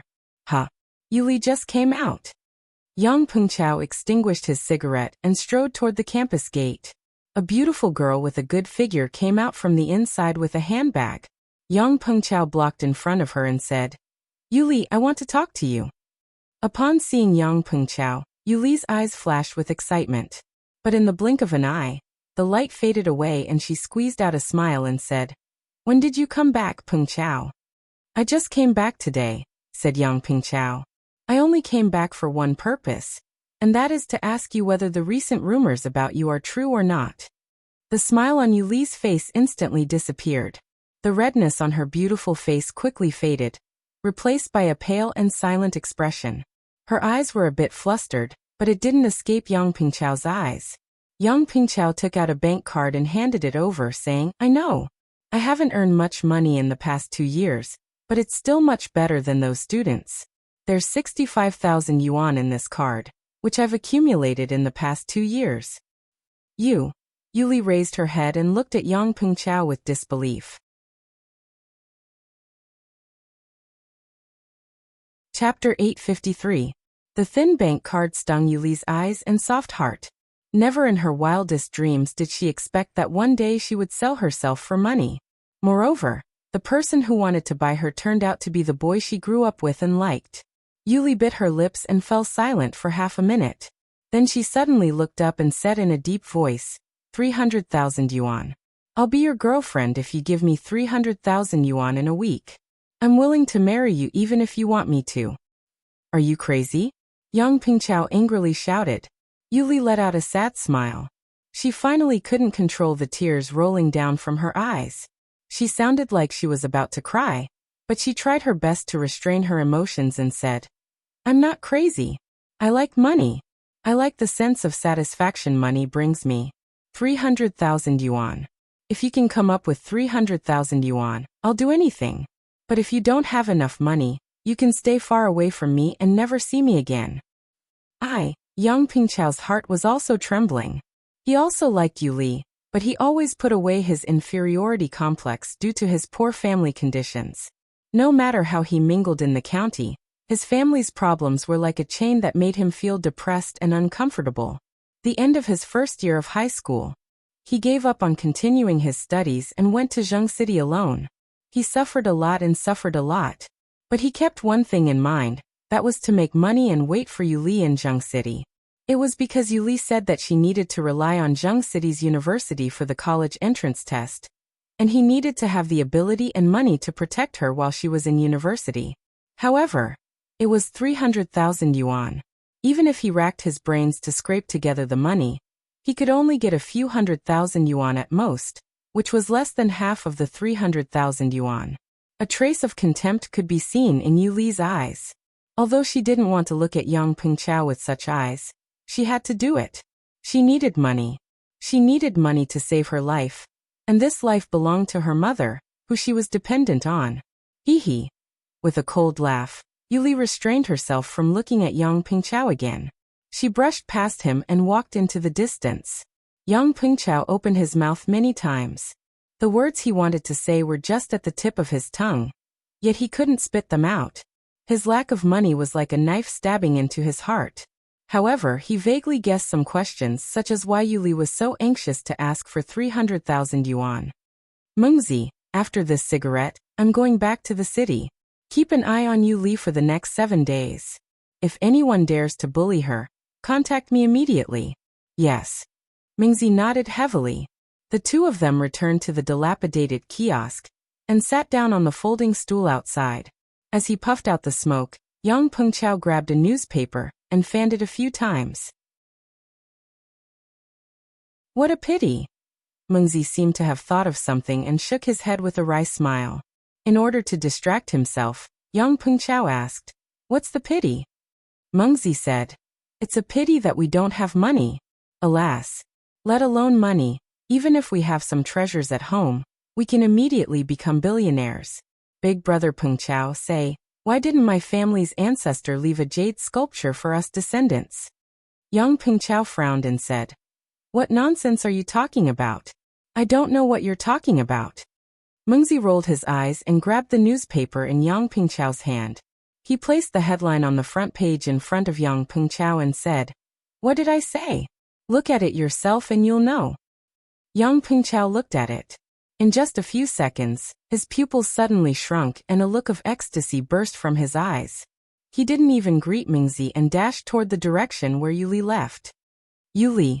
A few minutes later, Yang Pengchao caught up with Yu Li. Yu Li's complexion was still a bit pale. She looked at Yang Pengchao, who was blocking in front of her, and said, "What else do you want to say?" Yang Pengchao seriously said, "You just need to answer my question sincerely. If I still can't give you 300,000 yuan after answering, I promise I won't pester you for the rest of my life." "Ask away." Yu Li took a deep breath and said. Yang Pengchao asked, "I want to know why are you so anxious to get 300,000 yuan?" Yu Li said, "To treat my mom." Sure enough, Yang Pengchao had just thought about this reason. Now that he heard Yu Li's answer, he excitedly hugged her and said with a trembling voice, "I know you're not the kind of woman who loves vanity. Come with me. We'll go to Shanghai and attend the temporary appraisal meeting held by the Grand Fortune Jewelry. I guarantee that I'll give you more than 300,000 yuan in a week. Even if you want 3 million, 30 million, or even 300 million yuan, I'll give it to you." "You're crazy." Yu Li pushed Yang Pengchao away and shouted. Yang Pengchao put the newspaper in front of Yu Li and said in a deep voice, "I don't know if you've seen the contents of this newspaper before, but I can tell you clearly that I have a jade carving. It's a jade monkey, one of the 12 zodiac carvings." Yu Li's eyes widened. She looked at Yang Pengchao with disbelief and asked with a trembling voice, You really have a jade monkey? That's right, said Yang Pengchao solemnly. This newspaper has the image of a jade dragon and a jade tiger. The whole body is red and the carvings are vivid and lifelike. My jade monkey is also red in color, and the carvings are very exquisite. It's very similar to the jade dragon and tiger in the pattern. It's part of a set. Yuli's lips squirmed. After a long while she spat out a sentence, I'll go with you. Northeast Black Market. Chen Jianxi had been standing in front of the old man's door for 4 hours. Despite his strong physique, he still felt uncomfortable under the hot sun at noon. Scram! Scram far away. You want the jade ox? Wishful thinking. The old man's cursing voice came from the courtyard. I have no other choice, Dad. Chen Jianxi begged. Little Lin wants to marry a wife, your house and courtyard need to be repaired, and Yaya still needs to study. All of these need money. Do you have the heart to watch your grandson be a bachelor for the rest of his life? Do you have the heart to watch your granddaughter drop out of school and go home? Dad, that jade ox is just for show. It can't be eaten or drunk, so it's better to sell it to the Grand Fortune Jewelry. No sound came from the courtyard for a long time. Finally, as the courtyard door opened, a white-haired old man forcefully threw out a box wrapped in yellow cloth and smashed it on Chen Jianxi. He angrily scolded. Take the thing and scram. Don't hang around in front of me in the future. I only have this old thing left. I didn't expect that it would be gone in my generation. What a sin. Chen Jianxi held the thing in his arms and knelt in front of the old man. After knocking his head a few times, he got up and turned to run away. The capital. In a residential building near the horse bridge outside the 6th Ring Road, Emo Xiaohan was playing with the jade chicken in her hand. There was a hesitant look on her pretty face. She was not short of money. As a senior white-collar worker in a foreign company in the capital, her income was very considerable. Coupled with the good conditions of her family, it was not a problem for her to live a well-off life. However, she was shocked by the sky-high price of $100 million. She never thought that she would have the opportunity to get the astronomical wealth of $100 million in this life. She never thought that the jade chicken left to her by her mother before she died would be so valuable. Ring, ring, ring. The urgent ringing of the phone interrupted Emo Xiaohan's hesitation. When she grabbed the phone and saw the name displayed on the screen, the corner of her mouth suddenly twitched a few times. 10 seconds later, she pressed the answer button and said, Manager Li Yu. Don't you. Why did you skip work today? When can you give me the proposal I want? Outrageous. You're really going against the heavens. A middle-aged man's angry shout came from the phone. Emo Xiaohan quickly said with a smile. Manager Li, I really have something to do today. I've only written half of the proposal. Can you give me 2 more days? Bullshit. I've given you almost a week, and you're telling me that you've only written half of it? Emo Xiaohan, if you can do it, then do it. If you can't, then pack up and get lost. Half an hour. I'll give you half an hour. If you don't appear in front of me within half an hour, I'll let you know how many eyes I have. The roar came from the phone again. Emo Xiaohan's complexion changed. A burst of anger erupted from her chest as she shouted. Get lost then. This great aunt doesn't want to serve you anymore. Get someone to throw away all of my things in the company. I'm too lazy to go to the company to see how many eyes you have. After saying that, she hung up the phone angrily and had an idea in her mind. Go to Shanghai, Fukang Province. Inside a European-style villa, Zhang Moyuan looked at the financial statements in front of him with a frown. He pulled out a few strands of his remaining hair. Ever since the economic crisis began a few years ago, the business of his company had been deteriorating year by year. Now there was a cash flow problem. Money. It would be great if a windfall fell from the sky. Zhang Moyuan smoked the last cigarette in his pack. After rubbing his temples, he took out his mobile phone and opened his WeChat. Many of his old friends were there, many of whom were rich businessmen. But after thinking about it for a long time, he found that he didn't know who he should borrow money from. I usually have friends all over the world. Only when I'm in trouble do I realize that they're all fair-weather friends. Zhang Moyuan shook his head helplessly. Just as he was about to throw his mobile phone on the table, A message suddenly attracted his attention. To be precise, it should be the 2 jade carvings on the message. Jade dragon? Jade tiger? Zhang Moyuan's eyes widened. After carefully looking at it for a while, he shifted his gaze to the text above.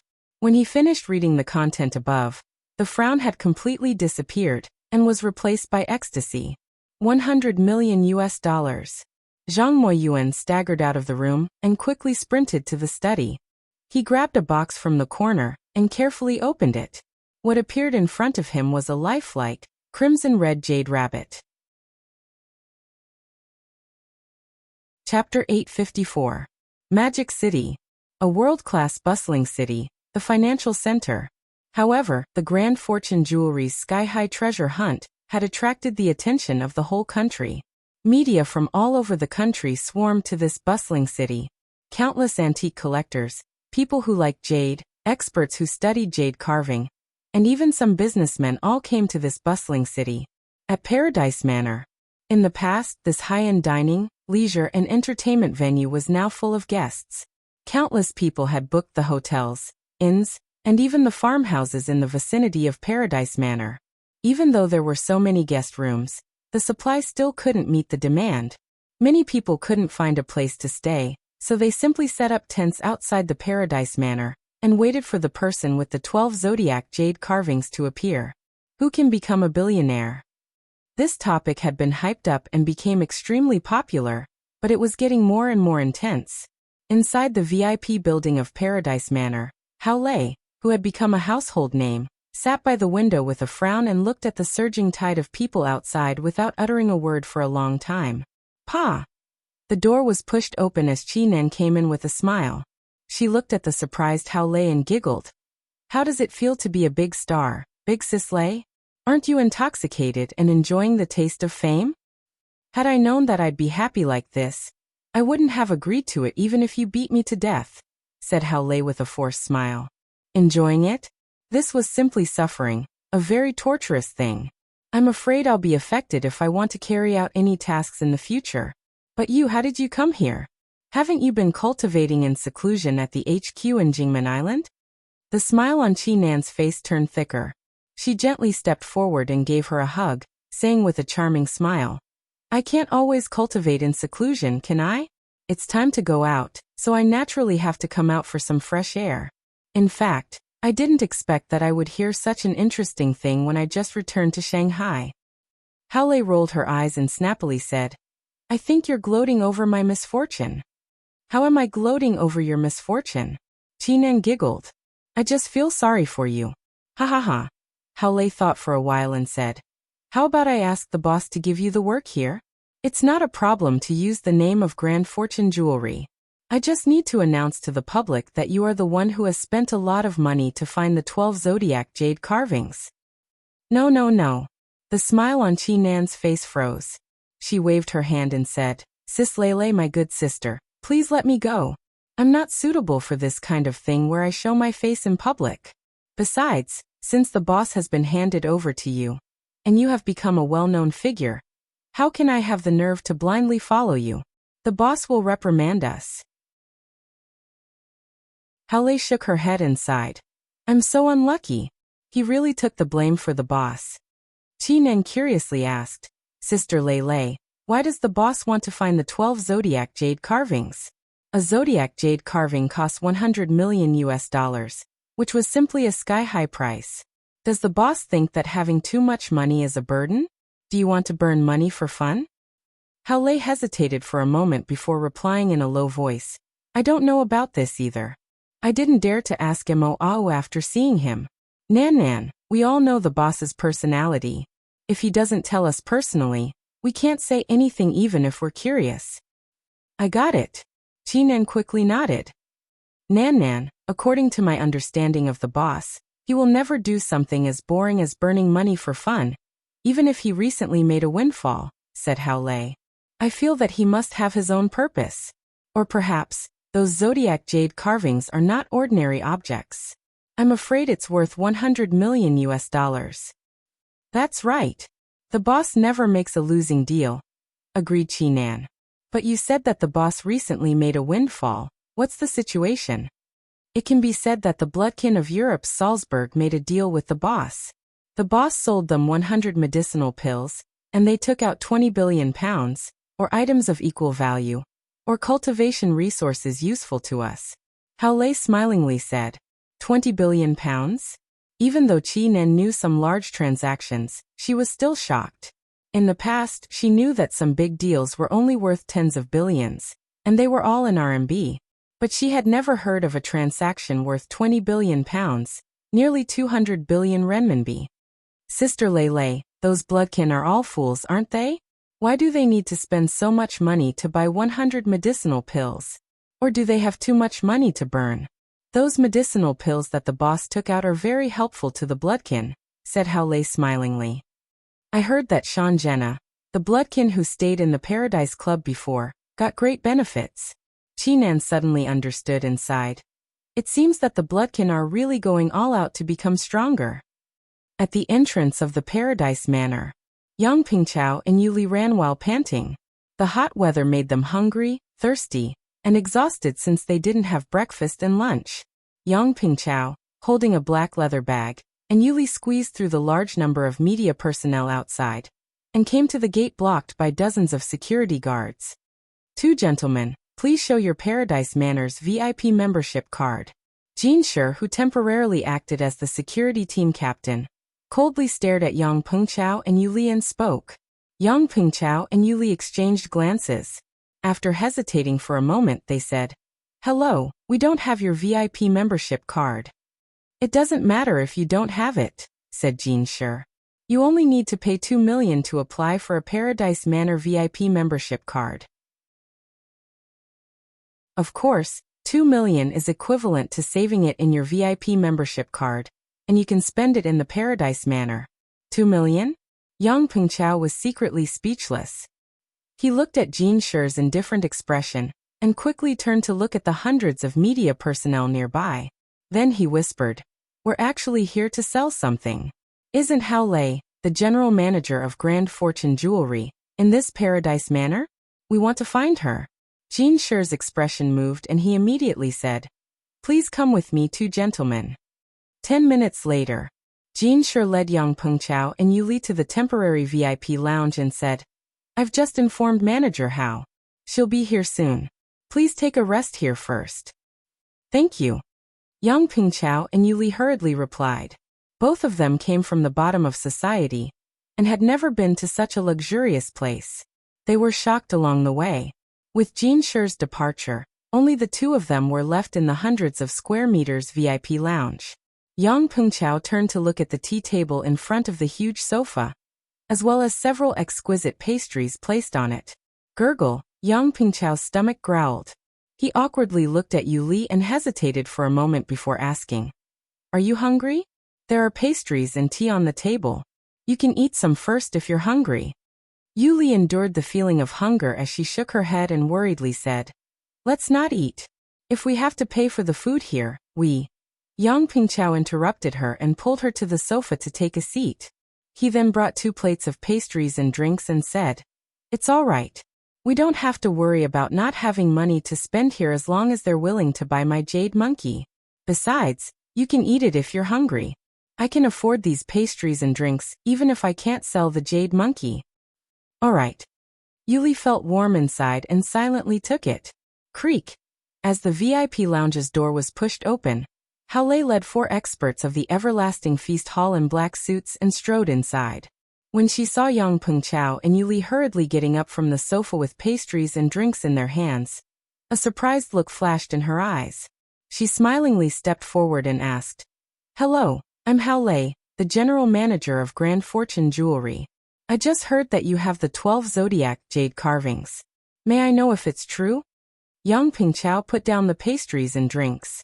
Hao Lei's aura and the 4 big men in black made him a bit nervous, so he braced himself and said, "Yes, I have the jade monkey. Please have a seat. No need to be nervous." Hao Lei smiled. After taking a seat, "May I know how to address you, sir?" asked Hao Lei with a smile. "I'm Yang Pengqiao and she's Yuli," Yang Pengqiao hurriedly said. "Mr. Yang, since you said you have the jade monkey, I wonder if you can let me see it first?" Hao Lei said with a smile. Yang Pengchao hesitated and didn't immediately take out the jade monkey. Instead, he hurriedly asked, "The newspaper said that you're willing to spend $100 million to buy the 12 zodiac carvings. Is it true? What if I give you the jade monkey and you don't give me the money?" "Pfft. You don't need to worry about money, little brother," said Hao Lei with a charming smile. "Our boss doesn't lack integrity. As long as the jade monkey you bring is what our boss needs, we'll definitely pay you $100 million. For the sake of your safety, we will even keep your identities a secret." "Really?" Yang Pengchao was pleasantly surprised. "It's more real than real gold." Hao Lei nodded. As Yang Pengchao was about to take out the jade monkey from his black leather bag, Yuli, who was next to him, suddenly asked, "Big sis Hao Lei, you just said that the person who wants to buy the 12 zodiac jade carvings is your boss? But I've checked your information on the internet. It's written that you're the general manager of Grand Fortune Jewelry. You're still students, aren't you?" Hao Lei said with a smile. "General manager and big boss are two different concepts. I'm just the general manager responsible for managing the Grand Fortune Jewelry business, not the real boss. Of course, if the jade monkey you bring is real, you'll see our boss." Yuli suddenly realized and nodded with a bit of embarrassment. Yang Pengchao took out the jade monkey from his leather bag and handed it to Hao Lei, saying, "This is the jade monkey. I bought it for 200 yuan. 200 yuan? Hao Lei stared blankly for a moment. Her eyes lingered on the jade monkey a few times before she took it and carefully appraised it.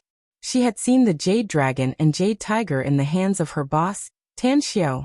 She also learned from Tan Xiao that there was a gray mark on the head of each zodiac jade carving. Chapter 855. Hao Lei quietly observed the red jade monkey.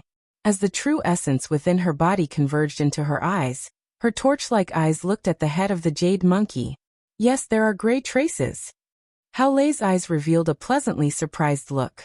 She immediately put the jade monkey on the coffee table in front of her, and took out her mobile phone to dial Tan Xiao's number. "Boss, I found the jade monkey." "Wait for me." Hao Lei hung up the phone and looked up at the nervous Yang Pengchao and Yuli. She smiled and said, "You don't need to worry. I've just appraised this jade monkey. If I'm not mistaken, it's one of the zodiac jade carvings our boss is looking for. Of course, the final decision is in the hands of our boss. He'll rush over immediately. Once our boss has confirmed it, we'll transfer the money on the spot, and $100 million will be sent to your account soon." "That's great," Yang Pengchao exclaimed in surprise. "Little brother, I just heard you say that you bought this jade monkey for 200 yuan? Hao Lei said with a smile. "Can you tell me about the situation at that time?"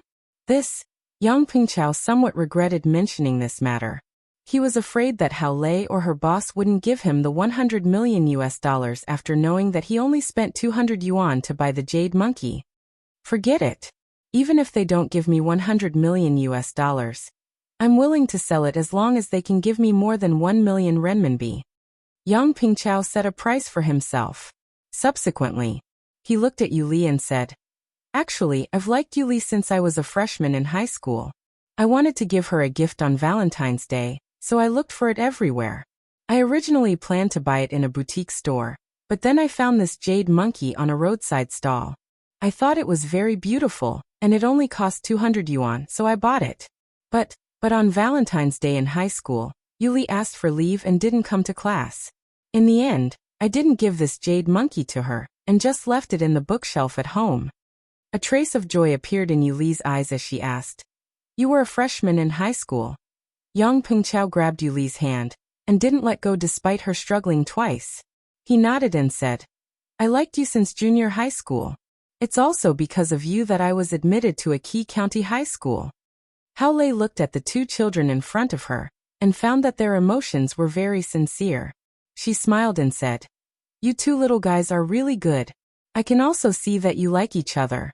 Also, you guys are very lucky. $200 can be sold for $100 million. God is looking out for you. However, I want to send you a message." Yang Pengchao and Yuli hurriedly looked at Hao Lei. "Please speak." Hao Lei said, "I've seen too many couples who could go through thick and thin together. but couldn't share the riches and honor together. If our boss appraises the jade monkey as genuine, you will have 100 million US dollars. With such wealth, I hope you won't be blinded by money and lose your mind. Don't lose your most sincere and pure love because of money. You are still young and have too much to lose. But I can tell you that even if you have 100 times more wealth than 100 million US dollars, you may not be able to buy true love. Yang Pengchao glanced at Yu Li before he turned to Hao Lei and said, I'll keep your words in mind. I'll never give up on her as long as she doesn't abandon me. Yu Li didn't speak, but her grip on Yang Pengchao's hand tightened. 4:00 in the afternoon. Tan Xiao hurried to the Paradise Manor. After asking where Hao Lei was, he quickly rushed to the VIP room. To his surprise, the ones who brought the jade monkey turned out to be a couple younger than him. Boss, this is Yang Pengchao and she's Yu Li. Hao Lei greeted them and introduced them to Tan Xiao. Tan Xiao faintly smiled and nodded to the two, saying, I'm glad to meet you. I'm Tan Xiao, the real owner of the Zodiac statue, who wants to buy it at a high price. Yang Pengchao looked at Tan Xiao with a surprised expression. He felt that the man in front of him was a bit familiar, but what surprised him the most was that his boss was so young. Judging from his age, he seemed to be only a few years older than him. You're Tan Xiao? Yu Li stared with wide eyes and asked incredulously. Do you know me? Tan Xiao said with a smile. Yu Li's small head nodded like a chick pecking rice as she quickly said, I've read the news about you. You're not only the famous young divine doctor of Star City Chinese Medical Hospital, but also a true philanthropist. That's right, I just remembered that you're also the big boss of the magnificent Tang Corporation. At the side, Yang Pengchao suddenly sobered up. He just felt that Tan Xiao looked familiar, and after Yu Li's reminder, he immediately recalled Tan Xiao's identity. At this moment, despite having entered the society for 2 years and having experienced a lot of hardships, he was still scared. It was Tan Xiao. He was the idol he once worshipped. You have good eyesight. That's right. It's me, Tan Xiao said with a smile. Idol, you have a bodhisattva's heart. Can you save my mommy? Yu Li hurriedly said. What? Tan Xiao was dumbfounded. Didn't he come to buy the jade monkey? How come he suddenly wanted to save her? Yang Pengchao also suddenly realized the matter regarding Yu Li's mother, and hurriedly said, Boss Tang, Yu Li's mommy is sick. Moreover, it's a very serious case of leukemia. We came all the way to Shanghai to sell the jade monkey just to raise money for her mommy's treatment. Tan Xiao was silent for a moment before he nodded and said, Remember my private phone number later. After you go back, bring her mommy to Shanghai. Regardless of whether the jade monkey you brought is what I need or not, I'll promise you. Thank you. Thank you. Yu Li was so happy that she cried tears of gratitude. Tan Xiao shook his head and motioned Hao Lei to give Yu Li a tissue. Then he said, Calm your emotions. We still have important things to do. The jade monkey on the table is brought by you, right? Yang Pengchao was somewhat moved by Tan Xiao's decision, so he immediately said, Yes, it's us. Tan Xiao reached out and took the jade monkey in his hand.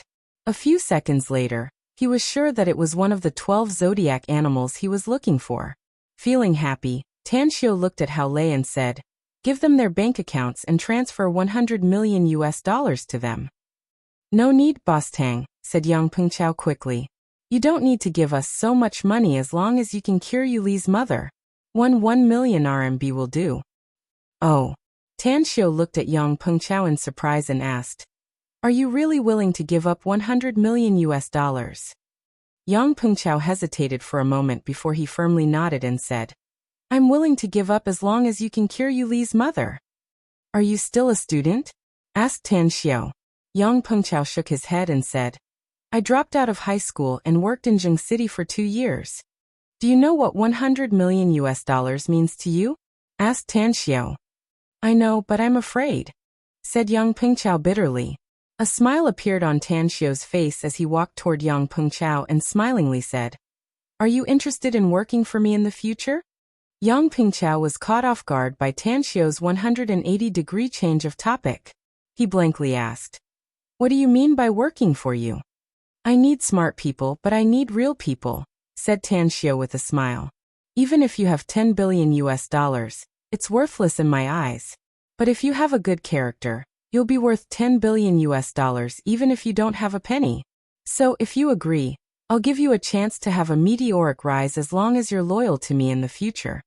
Yang Pengchao was shaken inwardly as though a thunderclap had exploded inside his heart. Who was Tan Xiao? He was an amazing man in the country. Just the magnificent Tang Corporation alone had a total asset of tens of billions of US dollars.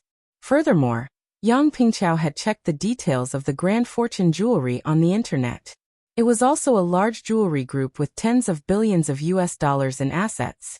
But now, it seemed that this Grand Fortune jewelry was also Tan Xiao's property. Yang Pengchao simply couldn't imagine how much wealth Tan Xiao had that others didn't know about. However, such an amazing man, a true super-rich man, unexpectedly thought highly of him, and wanted to give him a chance to have a meteoric rise. I'm willing. Yang Pengchao's lips trembled as he hurriedly replied. Tan Xiao nodded with satisfaction and smilingly said, "Give your account number to Hao Lei. Tell her to transfer 100 million US dollars to your account. Also, I can see that you're very tired, so you can stay and rest in the Paradise Manor. I'll send someone to book a room for you. Everything here is free of charge." Yang Pengchao was dumbfounded. He didn't understand why Tan Xiao still mentioned the 100 million US dollars. In order to figure it out, he hesitated and asked, "Do you really want to give me 100 million US dollars? Tan Xiao said seriously, "I Tan Xiao value integrity the most. I'll never go back on my words. Since you're willing to sell the jade monkey to me, I must pay you 100 million US dollars. After saying that, Tan Xiao took the jade monkey and turned to walk outside.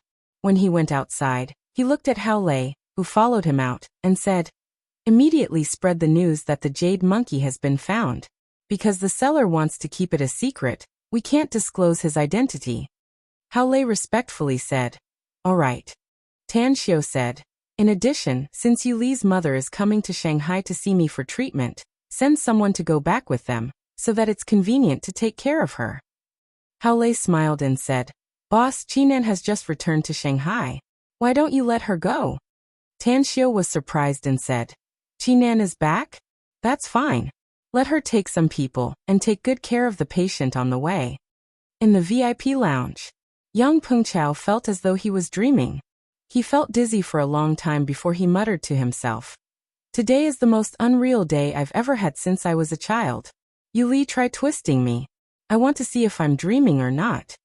Yu Li didn't twist him but very seriously said, "You're not dreaming. It's all real. It's just that we didn't expect that the real buyer turned out to be Tan Xiao." Yang Pengchao looked at Yu Li, nodded and said, "As long as Tan Xiao can cure your mother's illness, I'll accept it even if he doesn't give me a penny. As long as you're willing to be my girlfriend and marry me in the future, it's worth it." Chapter 856. The Paradise Club's F&B department was filled with delicious food and drinks, making the hungry Yang Pengchao and Yu Li eat until their mouths were covered with grease. The desserts and fruits after the meal were even more appetizing as they rubbed their bloated bellies inside. "Two gentlemen, our boss told us that if you have any other requests, please don't hesitate to ask. Also, please keep these 2 VIP membership cards. The VIP rooms have also been prepared. This is the room card, and the 2 of you can rest there at any time." The tall and beautiful employee of the Paradise Club said with a smile. Yang Pengchao asked curiously, "Your boss? Is he the Paradise Manor's boss?" "That's right. He's our boss," said the female staff with a smile. "But we don't know your boss, no?" asked Yang Pengchao with a puzzled expression. "But why did he give us VIP membership cards? Is it because of Boss Tang's arrangement?" "Is the Boss Tang you mentioned Tan Xiao?" asked the female staff. "Yes." Yang Pengchao nodded. "Our boss's surname is Ouyang, and she's Boss Tang's girlfriend," said the female staff with a smile. "Therefore, the staff here will also call him boss. He's also the one who gave us the order to receive you too." Yang Pengchao was secretly flabbergasted. Never did he expect that such a luxurious and high-end paradise manor turned out to be opened by Tan Xiao's girlfriend. This was also his property, right? Boss Tang is really amazing. sighed Yuli sincerely. He can be said to be as rich as a country. In any case, I think the Forbes list released every year isn't that reliable. Boss Tang's net worth is definitely in the top. Yang Pengchao nodded. Our boss doesn't like to be in the limelight, said the female staff with a smile. Ring. While talking, Yang Pengchao's cell phone rang. He grabbed it and opened the text message he just received. He was immediately dumbfounded. 123. 9. 123. 1. Yang Pengchao counted 3 times and then murmured with a dull face. The first 9 digits of the decimal point is more than 690 million. What? Yuli looked at Yang Pengchao with a confused expression. Yang Pengchao's complexion turned red and his body slightly trembled. His lips trembled as he said, Yuli, pinch me. Let me feel if I'm dreaming. What's going on? Asked Yuli with a strange expression. How did you become like this just by looking at your phone? Yang Pengchao's voice became much louder as he hurriedly said, 690 million, 690 million. Tanxiu. Boss Tang was telling the truth. He really had someone transfer $100 million to my bank account. If converted to RMB, it would be more than 690 million. Good man, really good man. Yuli hurriedly came to Yang Pengchao's side and read the text message several times. Only then did she exclaim with a face full of ecstasy, a gentleman keeps his word. Boss Tang is really trustworthy. Pengchao, you must work hard with Boss Tang in the future. I firmly believe that he can give you a brilliant future. Yang Pengchao nodded heavily and said with a serious expression, I will. At the entrance of Paradise Villa, dressed in youthful and beautiful attire, Emo Xiaohan walked through the door with a handbag. However, her eyes kept glancing at Jin Shi, who was leading the way in front of her, and her heart was pounding. A handsome man. An absolute handsome man. Although he wasn't handsome, he was definitely cold and cool. She had long since passed the age where it was easy to be shy like a little girl. She had even seen a lot of handsome men and women, but she found that the handsome men and women she had seen in the past were all inferior to the security guard in front of her. If this young lady's jade rooster is real, I can get $100 million. I must make this cool uncle my mistress. I won't do anything in the future and just watch this cool uncle do the laundry and cook for me every day. After fantasizing for a while, Emo Xiaohan unconsciously followed Jin Shi into a VIP lounge that was hundreds of square meters in size. Despite having been to many high-end places, she was still shocked by the decorations inside. Cool uncle, what's your name? My name has nothing to do with you, said Jin Shi indifferently. Just wait here for a while. I've notified my boss and he'll come to see you soon. Having said that, he turned around and walked toward the VIP lounge's door. Emo Xiaohan waved her hand and opened her mouth, but she didn't know what to say. Just as Jin Shi was about to disappear at the door, she plucked up her courage and shouted, Cool uncle, if being a security guard is tiring, wait for me to get $100 million. I'll support you in the future. Jin Shi, who just stepped out of the door, staggered and nearly fell to the ground. He was at a loss whether he had to laugh or cry as he turned to glare at Emo Xiaohan, and then quickly left. A few minutes later, Tanxiu appeared in the VIP lounge and looked at the youthful and beautiful Emo Xiaohan. He stepped forward and said with a smile, Hello, I'm Tanxiu. I'm also the one looking for the zodiac jade carvings. May I know how to address you, miss? My surname is Emo, said Emo Xiaohan. Strange. Why do I find you a bit familiar? And your name? Tanxiu? It seems that there's a very kind divine doctor with the same name. Her voice came to an abrupt halt.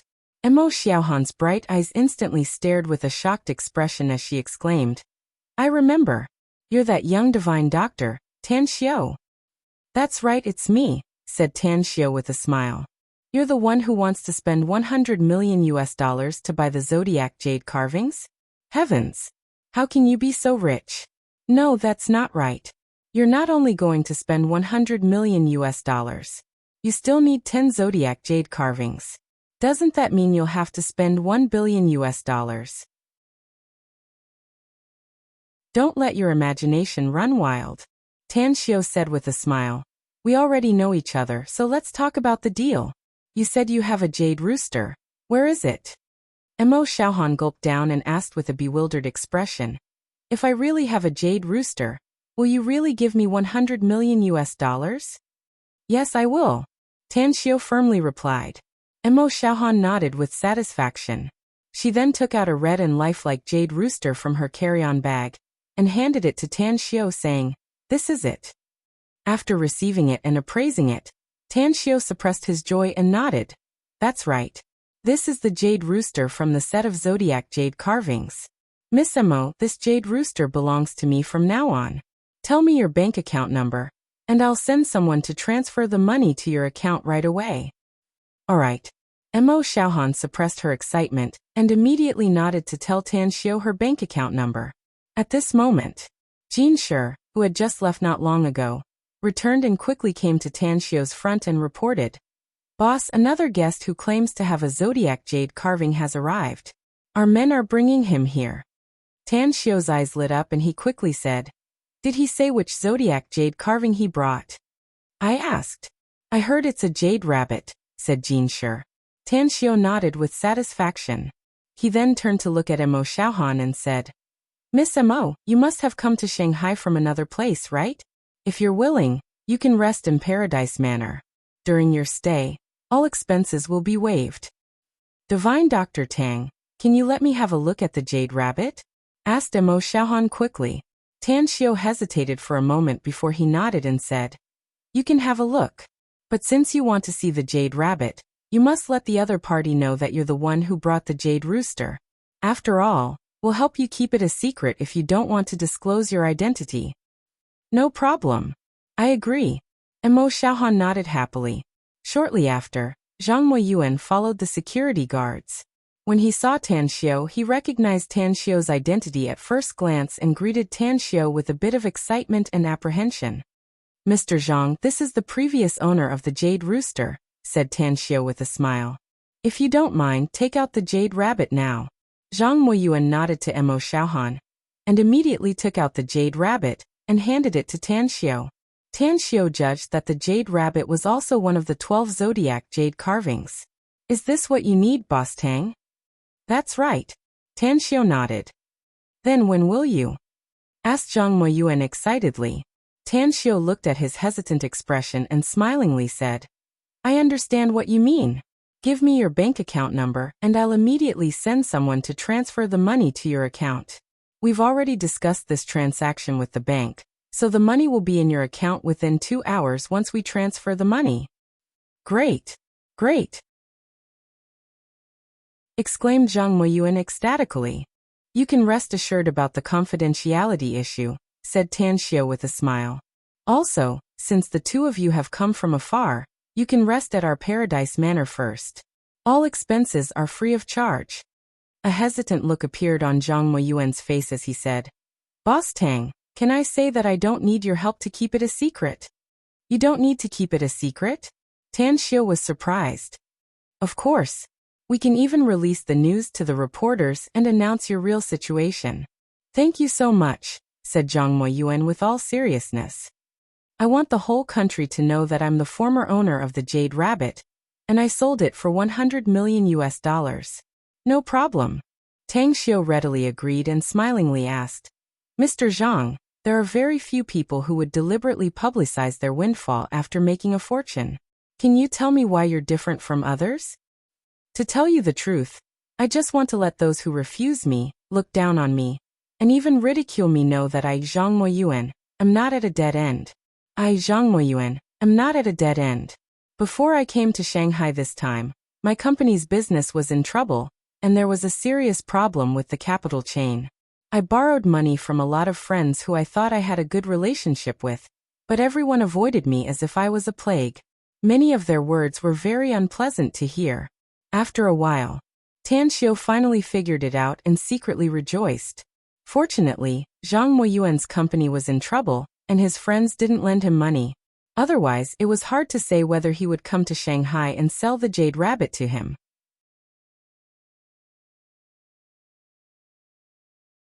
Chapter 857.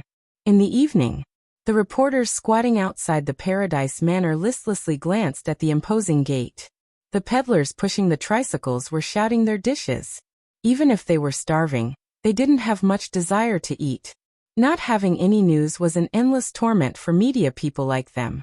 Dear friends from the media, I've just received a notice to invite you to the eastern suburb square of the manor. The banquet has been prepared for you, and there's something important to inform you. Jean strode out of the manor's gate and looked around at the thousands of media people. Something important? Could it be that there's news?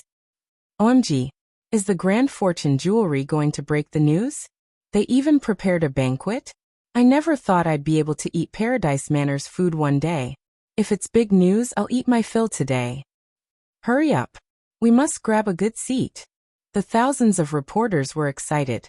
They cheered up and rushed into the Paradise Manor's gate under the order of dozens of Paradise Manor's security guards. At the eastern suburb square, hundreds of round tables filled the place as waitresses with beautiful faces and extraordinary temperament came with fragrant dishes and drinks. The strong aroma of the dishes aroused the appetite of all the reporters.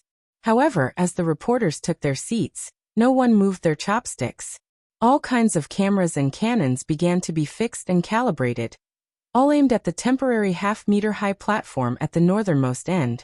Jean stepped on the platform without a microphone in his hand, but his voice was transmitted to the ears of every reporter. Ladies and gentlemen, our boss said that you must eat and drink before you listen to the news. Otherwise, I'm afraid you won't have the mood to finish your meal after the big news is announced. Also, our boss also said that waste is shameful, so please cherish every bit of food. Thank you. After saying that, Jean strode away from the platform. The reporters were dumbfounded. This was the first time they encountered a situation where they were invited to dinner first, and then announced important news. However, such an arrangement warmed their hearts. It was obvious that the Grand Fortune Jewelry's boss knew their current situation very well. He knew that the first thing they would do after getting the news was to write a press release and submit the filming materials, striving to report the news as soon as possible. Colleagues, hurry up and eat. Eat and drink before you listen to the news.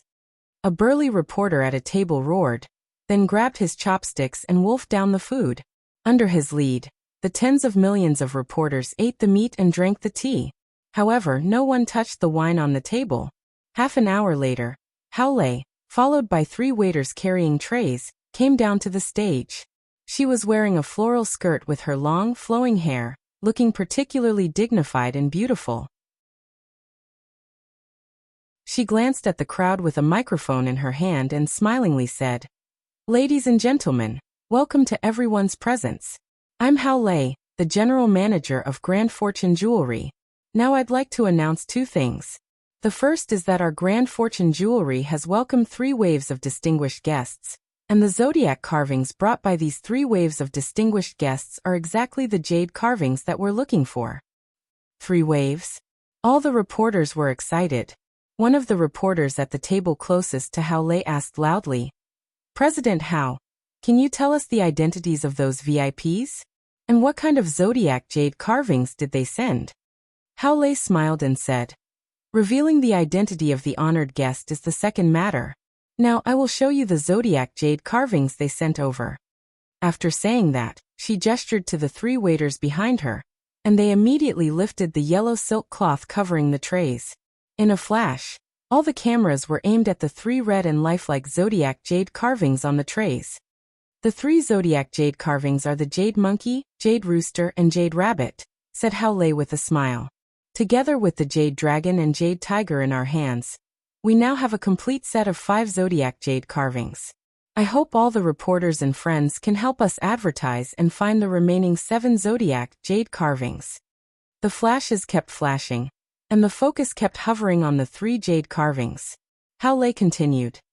The second thing I want to announce is that the VIPs of the jade monkey and jade rooster don't want their identities to be exposed, so we can't tell you who they are. However, $100 million has been paid to them. As for the VIPs who brought the jade rabbit, he's willing to be interviewed by everyone. That's great. Where is he? It's better to have someone willing to be interviewed than no one. Where is he? Who is he? Behind the platform, accompanied by 4 security guards, Zhang Moyuan came to the stage. He stood in front of Hao Lei and hurriedly nodded to salute her. Let me introduce him to everyone. This is Boss Zhang Moyuan from Fukang Province, said Hao Lei with a smile. He's also the big boss of Fukang's Yulong Construction Materials. Now let us invite Boss Zhang to speak. Zhang Moyuan took the microphone and his deep eyes swept the audience below. After a few seconds of silence, a forced smile appeared on his face as he said, in fact, many people think that I'm a big boss with hundreds of millions of assets, so I should be very rich. That's right, I was indeed very rich a few months ago. At the very least, I didn't have to worry about food and drink. I lived in a mansion, drove a luxury car, and had countless rich friends. However, it's hard to do business these days, and it's even harder to be a boss.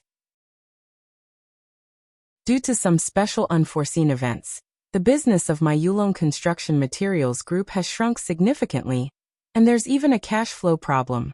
The Jade Rabbit is one of my favorite collectibles. I even fantasized about keeping it as my Zhang family's heirloom and passing it on to my descendants.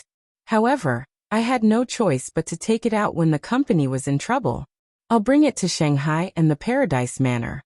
Just 2 hours ago, more than 690 million yuan was transferred to my account. And I've also transferred 190 million yuan to my company's public account.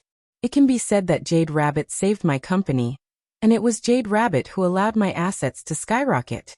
Although I have regrets in my heart, I'm also satisfied.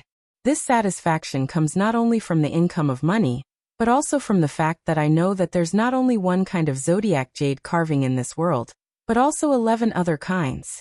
I brought the Jade Rabbit with me in the hope that Grand Fortune Jewelry can find 12 zodiac jade carvings as soon as possible.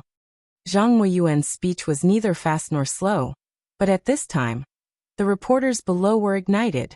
A collectible Jade Rabbit saved a company with a market value of hundreds of millions of yuan, preventing a tycoon from going bankrupt, and having many friends but no one to help him. All kinds of key points, all kinds of highlights. Each and every one of the reporters' faces turned red, and blue veins danced on their foreheads. Late at night, at the Shanghai railway station, Chen Jianxi dragged his tired body out. He held a folding stool in his hand and carried a worn-out black leather bag on his shoulder, followed by his cousin, Chen Jiawei. Brother, we've arrived in Shanghai, but where can we find a buyer? Chen Jiawei's face was dark, his body was strong, and his voice was gruff. Chen Jianxi hesitated and said, the newspaper said that it's the Paradise Manor. How do we know where it is? How about we call the phone number left in the newspaper and ask about the situation? Call. Chen Jiawei was a bit uneasy as he had just arrived in a bustling metropolis, so he hurriedly nodded and said. Chen Jianxi grabbed his old Nokia mobile phone that he had used for 5 or 6 years and dialed the phone number in the newspaper. It didn't take long for the call to be connected. Hello, I'm Hao Lei. May I ask who you are? Hello. We're here to sell the Jade Ox. The newspaper said that you want to buy it. Is it true? Chen Jianxi controlled his emotions and said with a face full of expectation. Hao Lei said, Jade Ox? May I ask where you are? I'm Hao Lei, the general manager of Grand Fortune Jewelry. We really want to buy the zodiac jade carvings.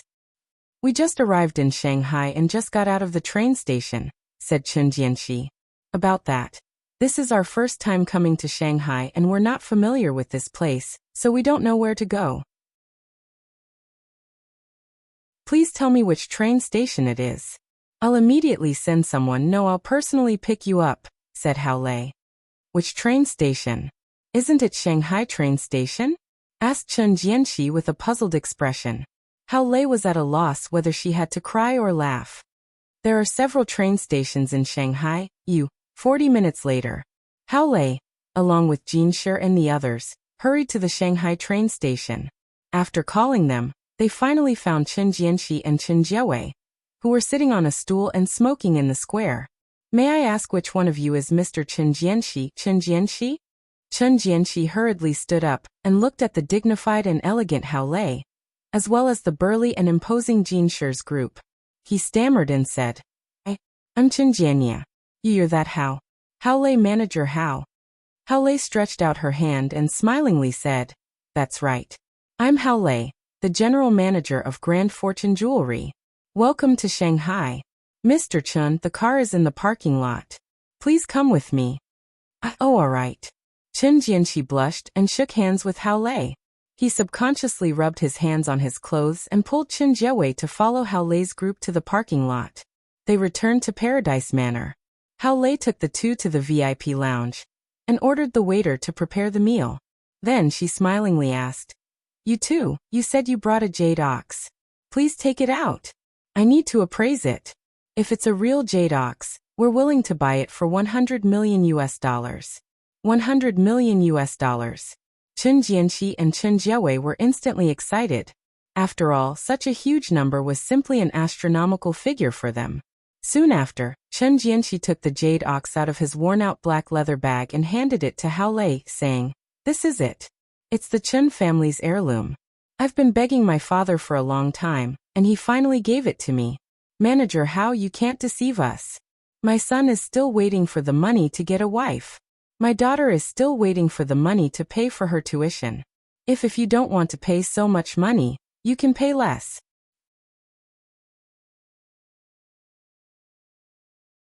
Chapter 858. Hao Lei looked at the simple and honest Chen Jianxi, who was a bit perturbed, and comforted him. "Don't worry, Mr. Chen. If the jade bull you brought is one of the zodiac jade carvings we're looking for, we'll pay you $100 million. All right. We'll listen to you." Chen Jianxi calmed down a bit and walked down under Hao Lei's call.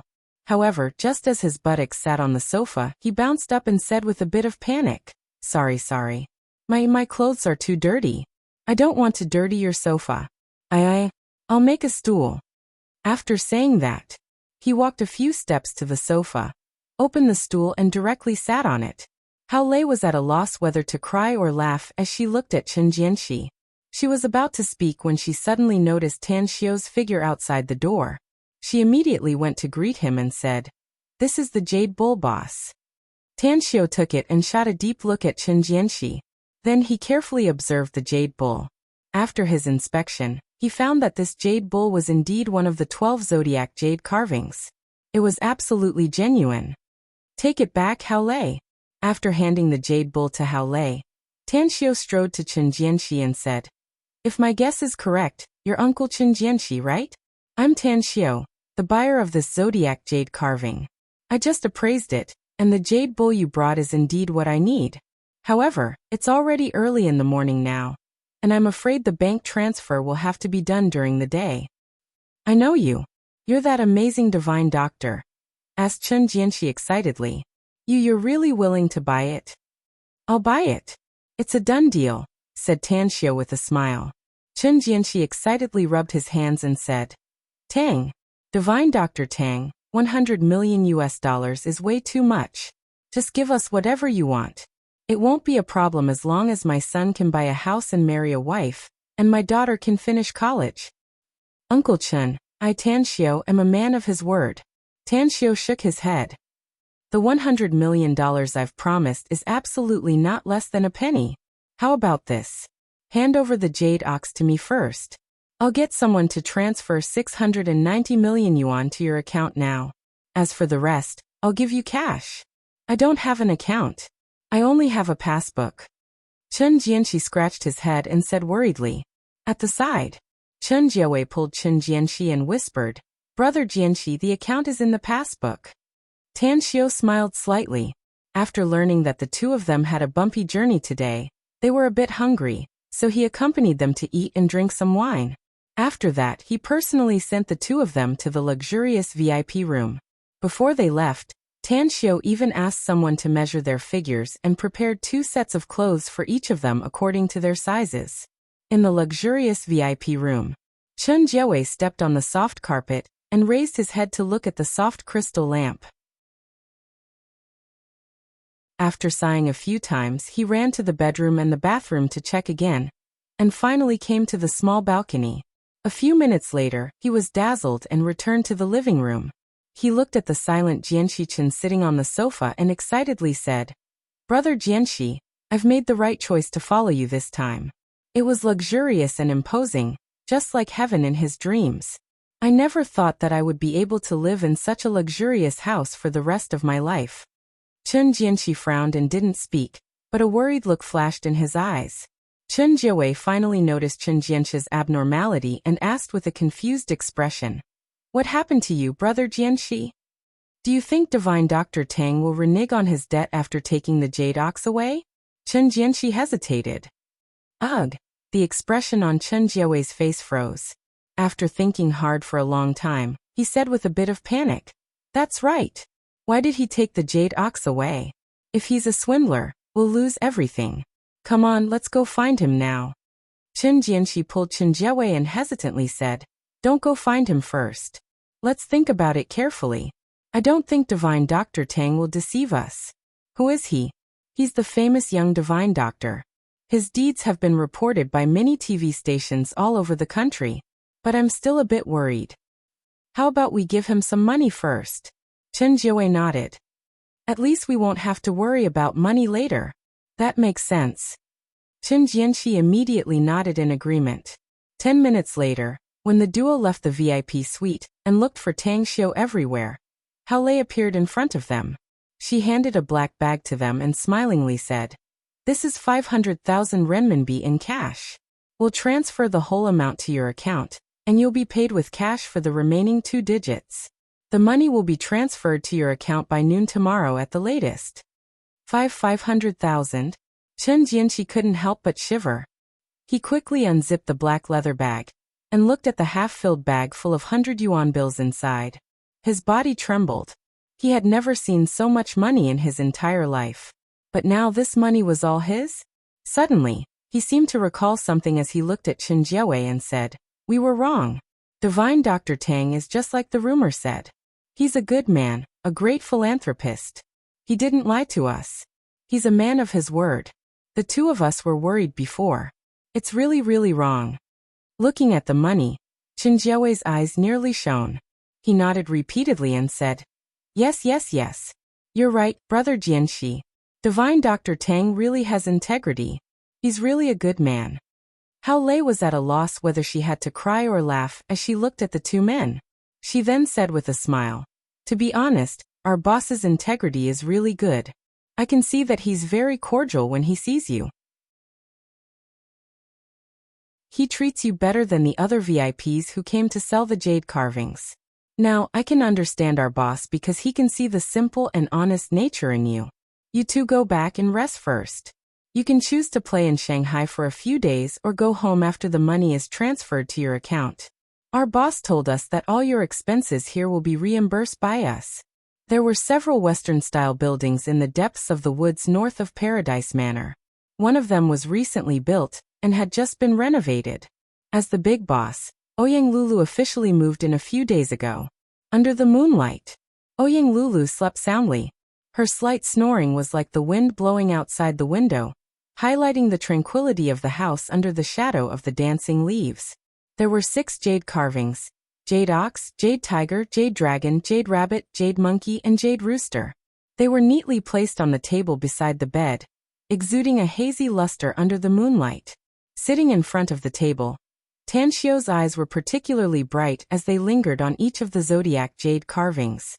He had made up his mind. If he could find all 12 jade carvings, he would be able to unlock some kind of mysterious profundity. It could even make his cultivation advance by leaps and bounds in a short time, and he wouldn't be too far away from ascending to the immortal world. The final exam is over. I'll immediately set off to Longquan Bay in Kanas to open that immortal trove. No matter what opportunity one get there, I must go into seclusion to comprehend the heavenly Tao trajectory inside these 6 jade carvings. No matter how difficult it is, I must comprehend the heavenly Tao of this world. Tan Xiu clenched his fists and an unprecedented firmness flashed in his eyes. He wanted to ascend to the immortal world and take revenge. He also wanted to look down upon the immortal world and overlook the myriad of living beings there. However, what he wanted the most was the vast immortal path and the company of his loved ones, especially his mother who had no cultivation at all.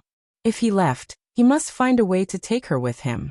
Previously, although he was cultivating, there was still a deep struggle in his heart, because he had no other way to successfully bring his mother who had no cultivation to the immortal world.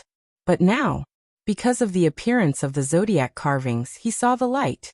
The heavenly art of cosmic genesis was once the supreme cultivation sacred book of the demon world.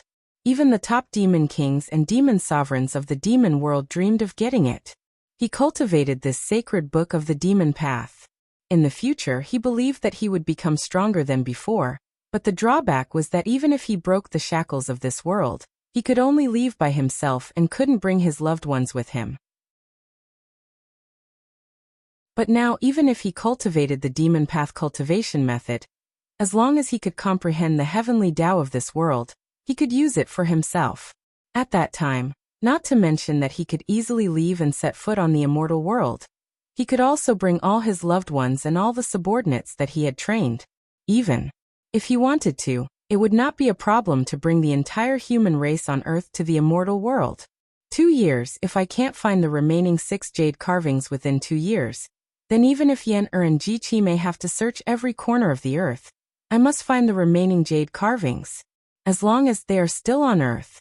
The next day, Hao Lei followed Tan Xiu's instructions and announced to the public that the 4th jade carving had been found, which was the jade ox of the 12 zodiac carvings.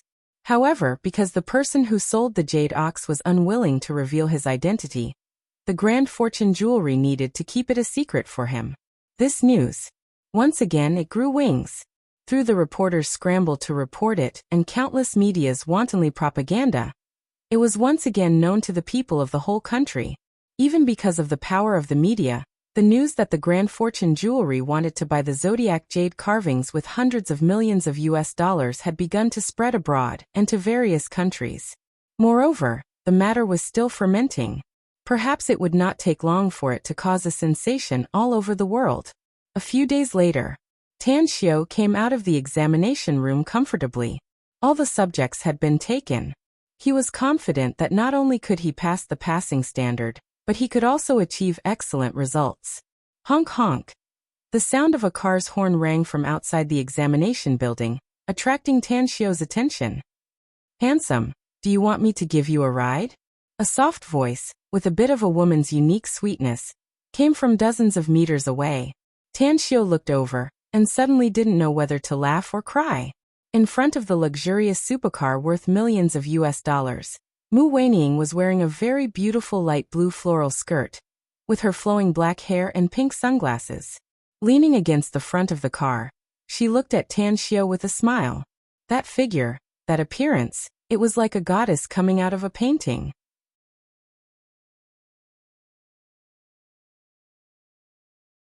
Chapter 859. Tan Xiu's eyes moved away from Mu Weining and looked around.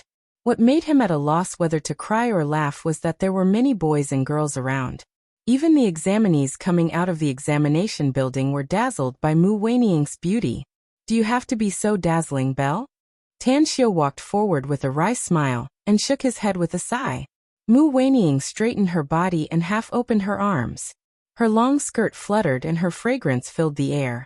She then asked with heartfelt laughter, "Don't tell me your girlfriend is dazzling? Isn't that giving you face?" Tan Xiu was attracted by Mu Weining's smile at this moment. Despite his firm mind and being very familiar with Mu Weining, he still felt a strong sense of amazement. After coming back to his senses, he grabbed Mu Weining's smooth wrist and quickly pulled her to the driver's door. He opened the door and pushed her inside. After closing the door, he went to the front seat and sat down, saying, "Let's go." "Give me a reason," said Mu Weining with a smile. Tan Xiu pointed at what she was referring to and grunted. "I'm the only one who can appreciate the most beautiful side of my girlfriend. Other men will feel uncomfortable seeing me. Is this reason good enough?" Hee. Mu Weining giggled again and again. Her bright eyes were so bright that they seemed to be able to drip water.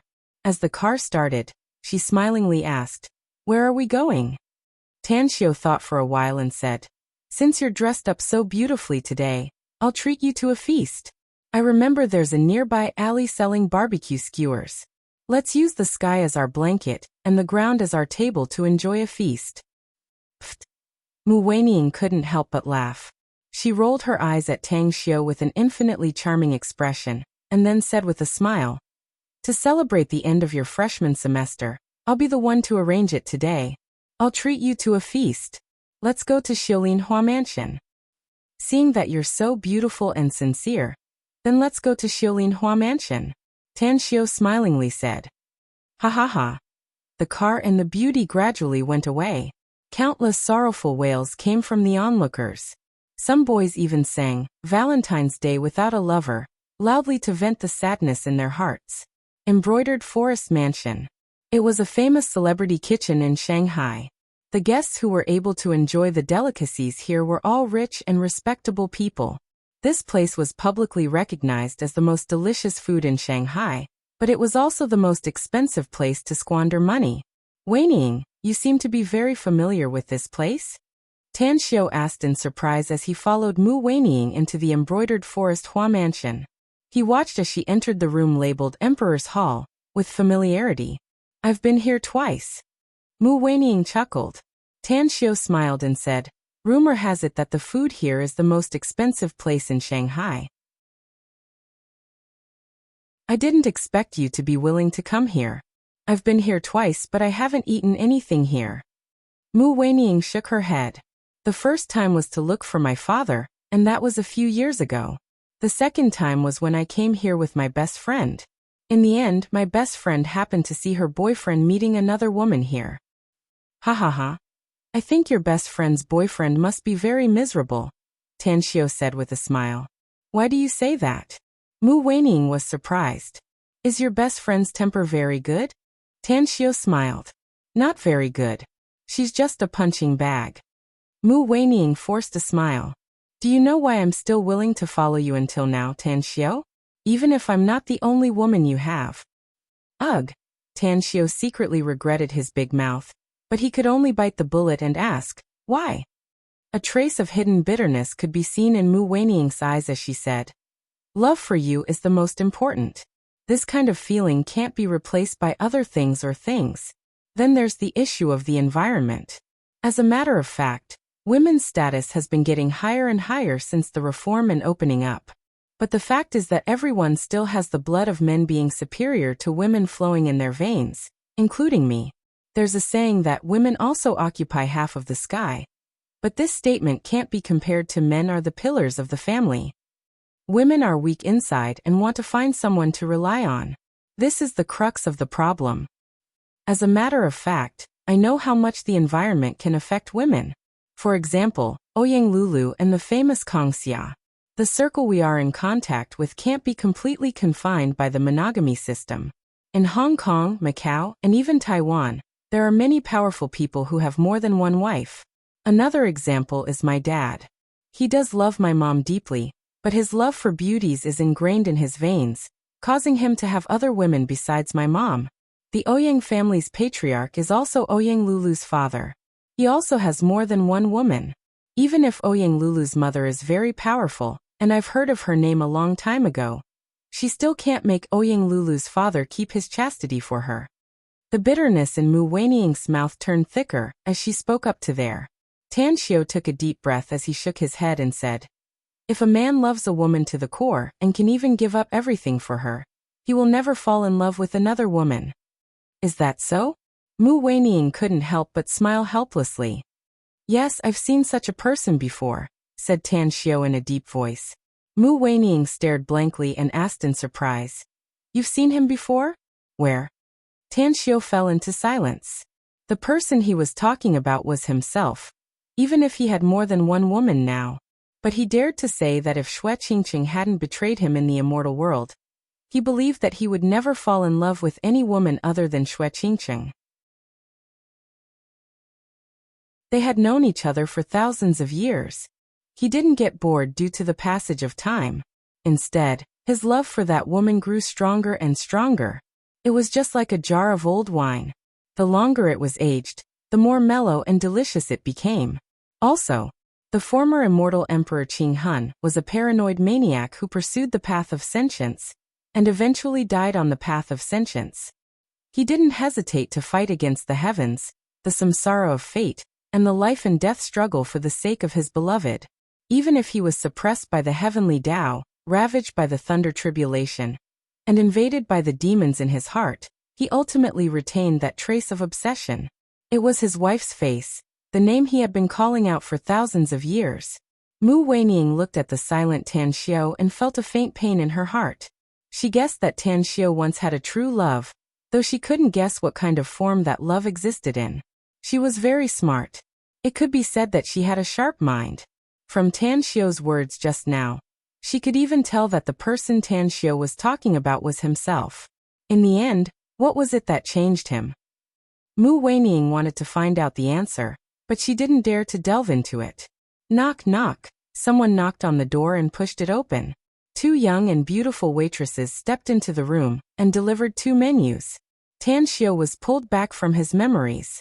He wiped away the trace of pain in his eyes and signaled Mu Weining to order delicacies. Good wine. Tan Xiao and Mu Weining tacitly put aside the topic just now and chatted, enjoying the dinner time together. Ring ring ring. His cell phone rang. Tan Xiao grabbed the phone and saw that it was a call from Hao Lei. His heart suddenly moved. Several days had passed since the 4 zodiac jade carvings were sent over. Yet there was still no news from the other 6 jade carvings. Could it be that Hao Lei was calling him now, because there was a happy occasion? What's the matter, Hao Lei? With a bit of killing intent in her tone, Hao Lei said, Boss, we've found the jade rat's whereabouts. But there's a problem in the middle. What problem? Tan Xiao frowned and asked. The person who called me is from overseas, said Hao Lei. He said that he has the jade rat we're looking for, and also sent a few photos through the internet. He said that if we want the jade rat in his hands, we must increase the price by at least $500 million. Otherwise, he said that we'll never be able to collect the whole set of the 12 zodiac jade carvings. Agree with him, Tan Xiao replied without hesitation. Boss, this, said Hao Lei quickly. The jade carvings are very important to me, said Tan Xiao in a deep voice. It's related to an earth-shattering event I'm going to do in the future. Promise him that as long as we get the jade rat, we can transfer $500 million to him at any time. All right. Hao Lei replied and then hung up the phone. Mu Weining had never asked Tan Xiao why he wanted to collect the zodiac jade carvings. At this moment, after hearing Tan Xiao's words, she finally asked, It's just a jade carving. Is it worth it for you to spend so much money? It's worth it. Tan Xiao nodded. In my eyes, the value of the zodiac jade carvings can't be measured with money. To be honest, if I can collect the whole set of the 12 zodiac jade carvings in the future, not only will it be of great benefit to me, it will also be of great benefit to you. What benefit? Asked Mu Weining curiously. I can't tell you for the time being. Tan Xiao shook his head. But believe me, you'll know it sooner or later. Ring ring ring, Hao Lei called again. When Tan Xiao picked it up, the anger in her tone was even more intense as she loudly said, Boss, the other party has no integrity. I just agreed to buy the jade rat from him for $500 million, but he unexpectedly raised the price. He wants to increase the price by $300 million to $800 million before he's willing to sell it to us. Also, he also has a request that we transfer $300 million to his Swiss bank account in advance. He's courting death. A cold light flashed in Tan Xiao's eyes as he asked in a deep voice, Can you trace his information? It's very difficult, but it's not impossible, said Hao Lei. Let's prepare for both sides. First, agree to his request. It's not $800 million but $1 billion, said Tan Xiao. Tell him that I'll give him $1 billion as long as he's willing to sell the jade rat to me. However, tell him to give our store some time. Tell him that we need to raise money, and we can transfer half of the amount to his account within half a month at the latest.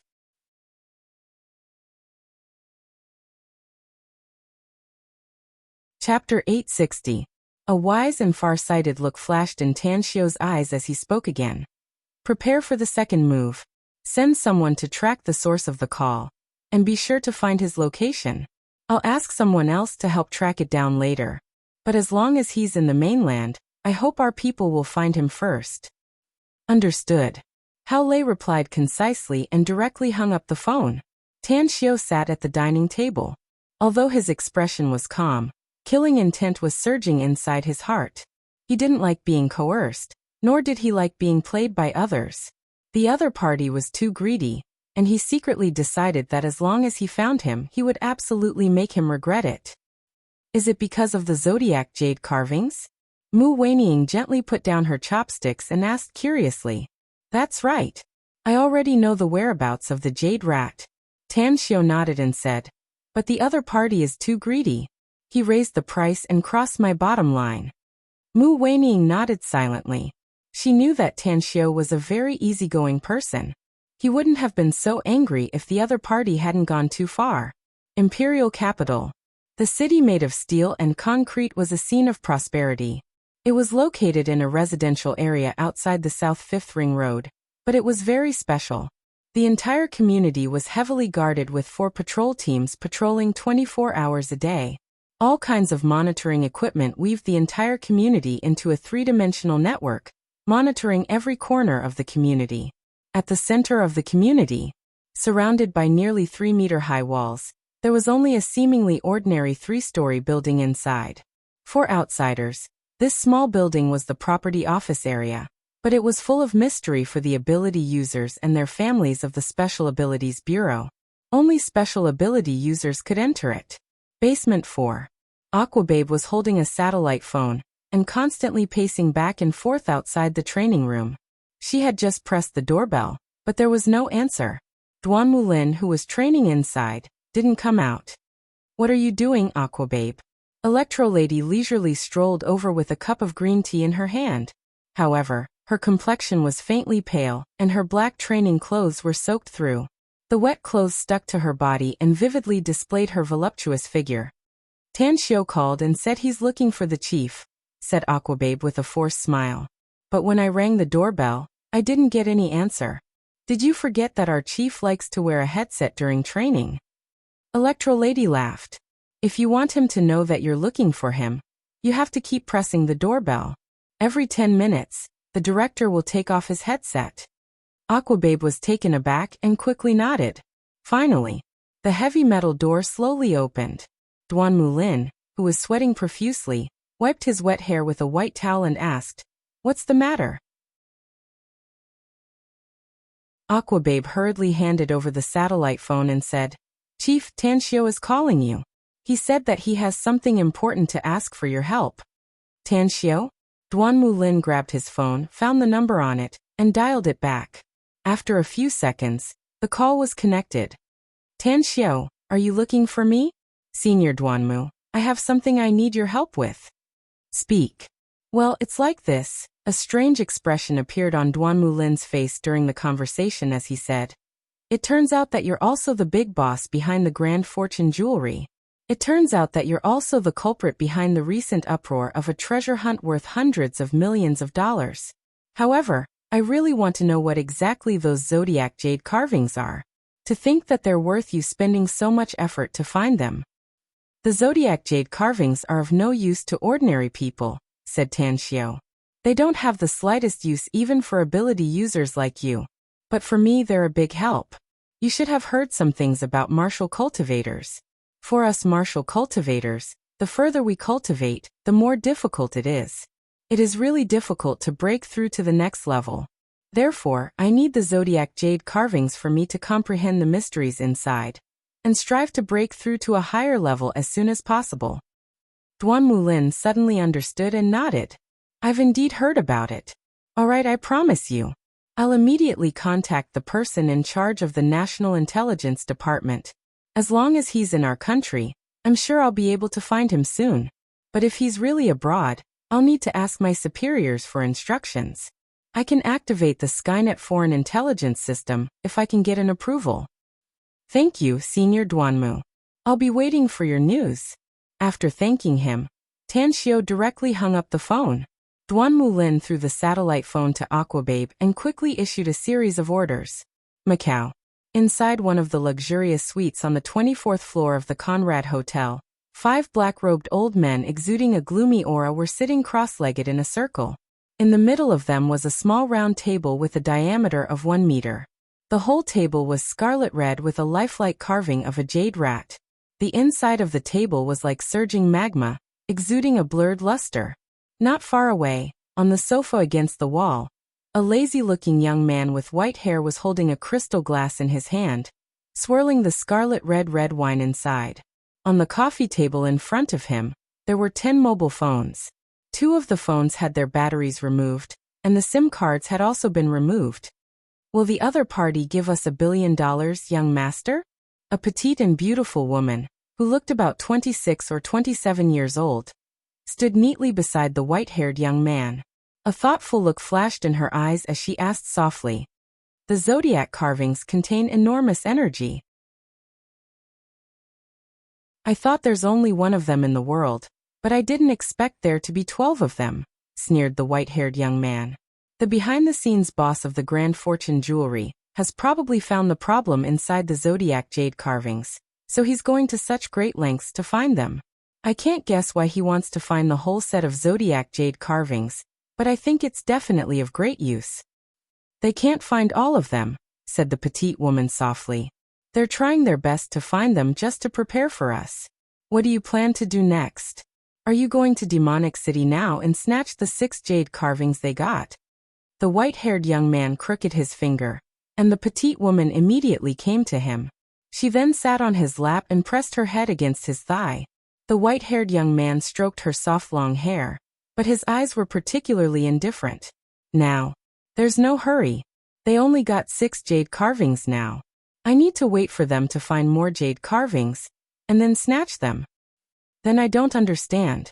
Why do you want money from them? Asked the petite woman. We're not short of money now, are we? The white-haired young man smiled and said, Who says we're not short of money now? I've spent all my capital to equip that mercenary corps. If we can really get $1 billion, we can temporarily solve our financial problem. We can even get our hands on those 2 water defense missiles. Ring, ring, ring. Suddenly, one of the mobile phones rang. The white-haired young man grabbed the mobile phone and looked at the number displayed on it.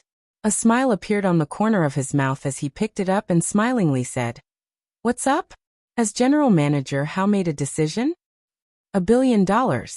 Give us some time to prepare. But I seriously doubt that you have no sincerity in cooperating with us at all. Hao Lei's angry voice came out of the phone. No sincerity? The white-haired young man sneered. What does it have to do with you whether I'm sincere or not? I have the jade rat you want in my hand, so you must listen to me. Else, I'll directly put the jade rat away and disappear. I'm afraid you can forget about collecting the 12 zodiac jade carvings for the rest of your life. 3 days. I'll only give you 3 days.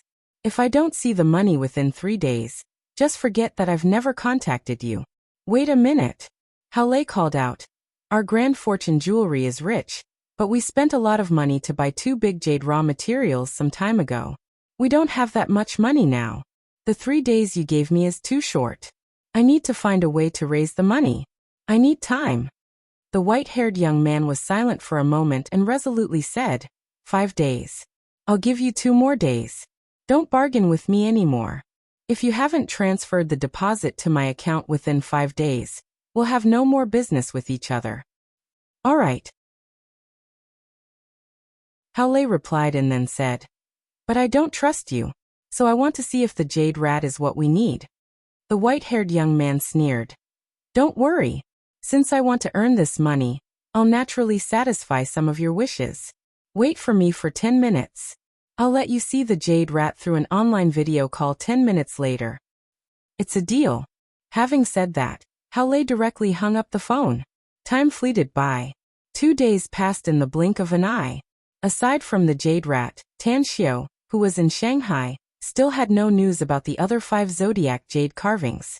For the sake of the jade carvings, Tan Xiao gave up the idea of immediately rushing to Longquan Bay in Kanas, and quietly waited for the news. In these 2 days, he had declined a lot of invitations from people, as well as a lot of unimportant matters. Except when Hao Lei was not with him, he would put away his mobile phone. Other times he would glance at it from time to time, hoping to get the information he wanted to know as soon as possible. Ring, ring, ring. Just when Tan Xiao was a bit impatient from waiting, he received a call from Duanmu Lin. After the call was connected, he hurriedly asked, Senior Duanmu, how's the investigation on your side? Macau Conrad Hotel, said Duanmu Lin. We haven't found any other information yet, but I believe it won't be long. Macau. Tan Xiu abruptly got up, quickly put on his coat and rushed outside. Since he had found the hiding place of the other party, he needed to go there himself. Other things were not important at the moment, but the Jade Rat. Oh, are there any of our people in Macau? Asked Tan Xiu after leaving the Blue Star Villa complex. I don't know about that. I need to ask the little boss, said Moo.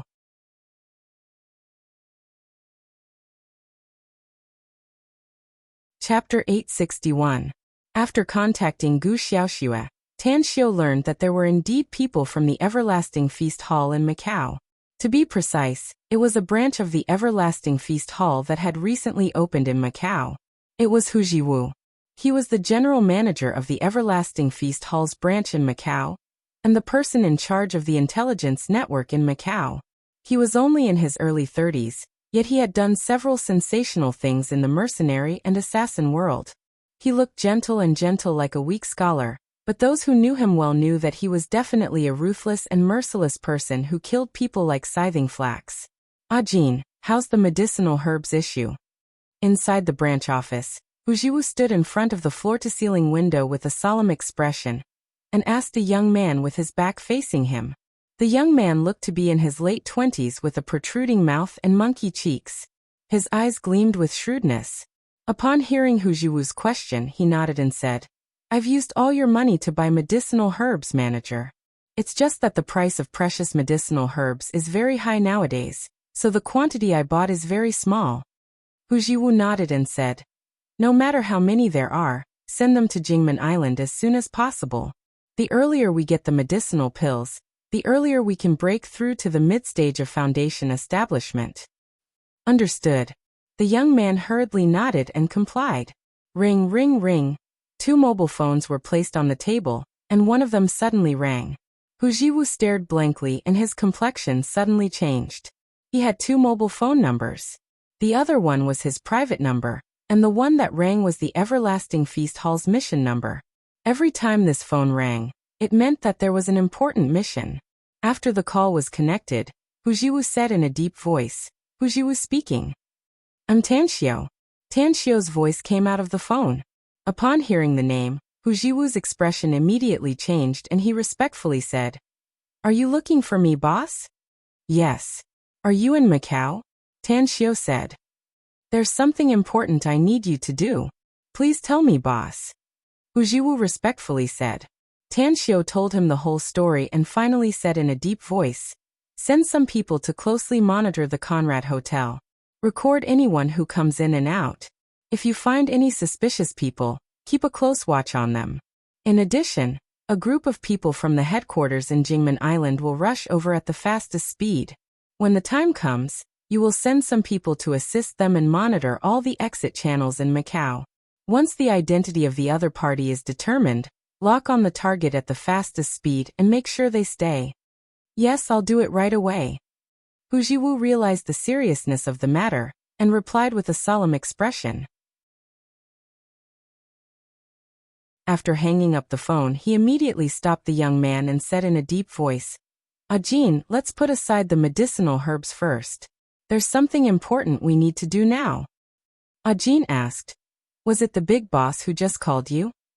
Hu Jiwu nodded and said, That's right. The big boss personally issued the order, so we must do it beautifully. How about this? Gather all the security forces immediately. Macau Island Fort Town Port. A passenger ship slowly docked. After Tang Yunda got off the ship along with the passengers, he saw a middle-aged man on the coast quickly greeting him under the protection of 4 black-clad bodyguards. Unhu. The smile on Tang Yunda's face was very wide. He strode forward and gave the middle-aged man a big hug. This was the second time he saw his former brother after he woke up from his coma. Yunda, you're finally here, said Chen Anhu excitedly. I immediately rushed over after receiving your call, said Tang Yunda with a smile. Don't worry. I'm here to solve the problem. Chen Anhu forced a wry smile and said, Yunda, I'm afraid I really need you to solve it this time.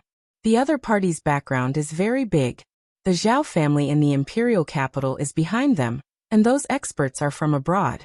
I really can't handle it anymore.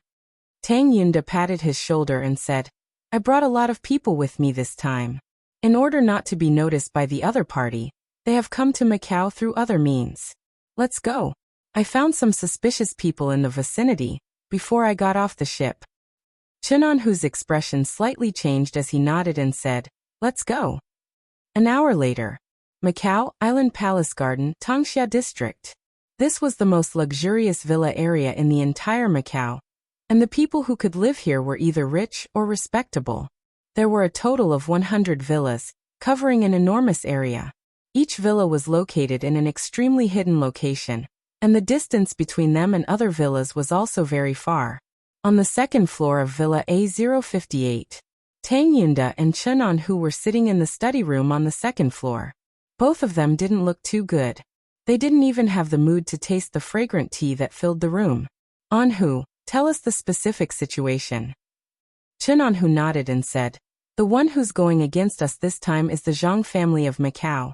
They're also a wealthy family that controls 60% of the casino in Macau. In the past, the Zhang family has been very low-key, and it can be said that they've made a fortune in a low-key manner. But now it's different. The Zhang family has a favored son of heaven. He's 28 years old this year, and has replaced his grandfather as the real helmsman of the Zhang family. Furthermore, the Zhang family's business has been transformed since a few years ago. Now they're not only involved in the casino business, but also in the real estate, jewelry and automobile industries. Rumors even say that the Zhang family has several mines in Africa. Tang Yunda squinted his eyes. He recalled his son's ability, so he didn't look down on the favored son of heaven of the Zhang family. However, since the Zhang family was so powerful, this matter was probably not that simple. Perhaps there were some dangerous factors in this trip. Is the Jingzhen Martial School really controlled by the Zhang family? Chenonhu nodded and said, I've sent some people to investigate it. Not only the Jingzhen Martial School, but also the Black Man Society is also secretly controlled by the Zhang family. The Black Man Society is the largest security company in Macau with nearly 1,000 security guards. Furthermore, the investigation shows that these security guards are not ordinary security guards. Each of them has countless backgrounds. Tang Yunda was silent for a few minutes. As he finished smoking a cigarette, he slowly said, Those two ports have always been our most profitable business, so cargo transportation is very important. The Zhang family is forcing us to hand over the ports, which is absolutely unacceptable. We'll go see that evildoer of the Zhang family tomorrow.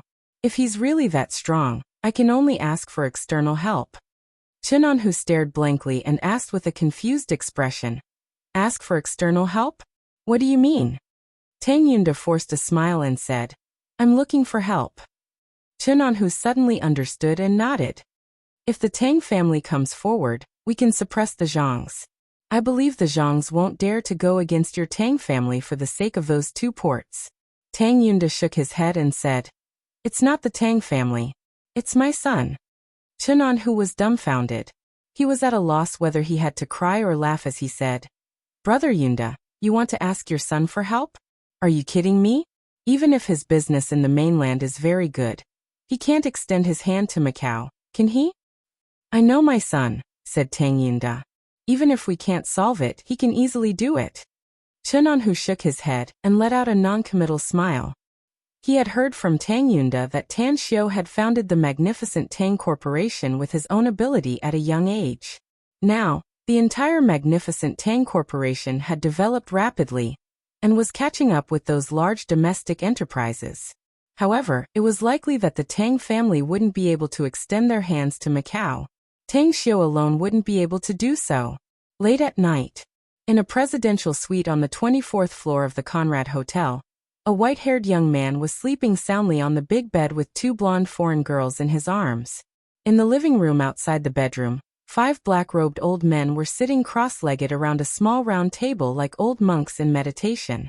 However, the jade rat on the small round table was nowhere to be seen. Inside the large floor-to-ceiling window, a petite woman was observing the situation near the hotel through a gap in the curtains with binoculars. 10 minutes ago, she had found some suspicious people near the hotel. After 10 minutes of observation, she became more and more certain that those people were very suspicious. Kitty, being too suspicious will make you very tired.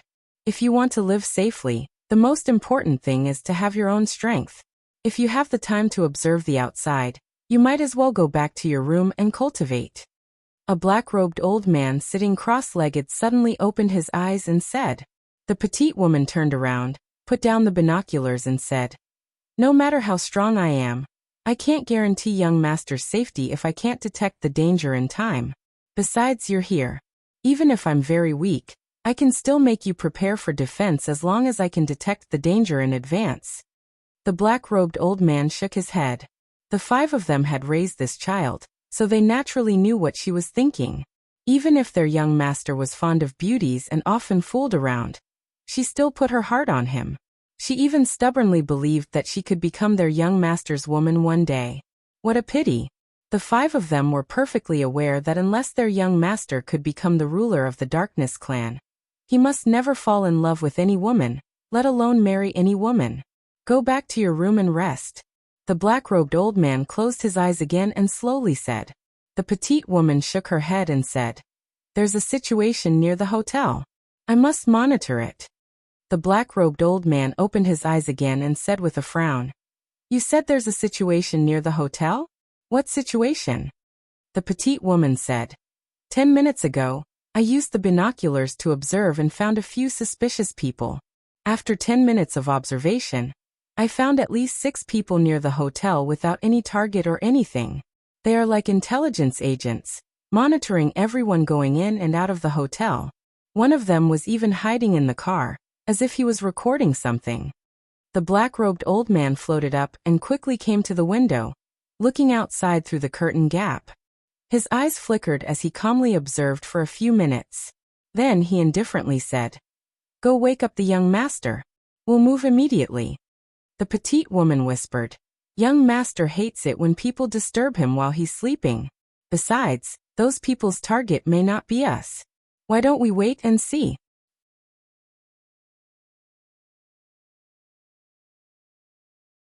Chapter 862.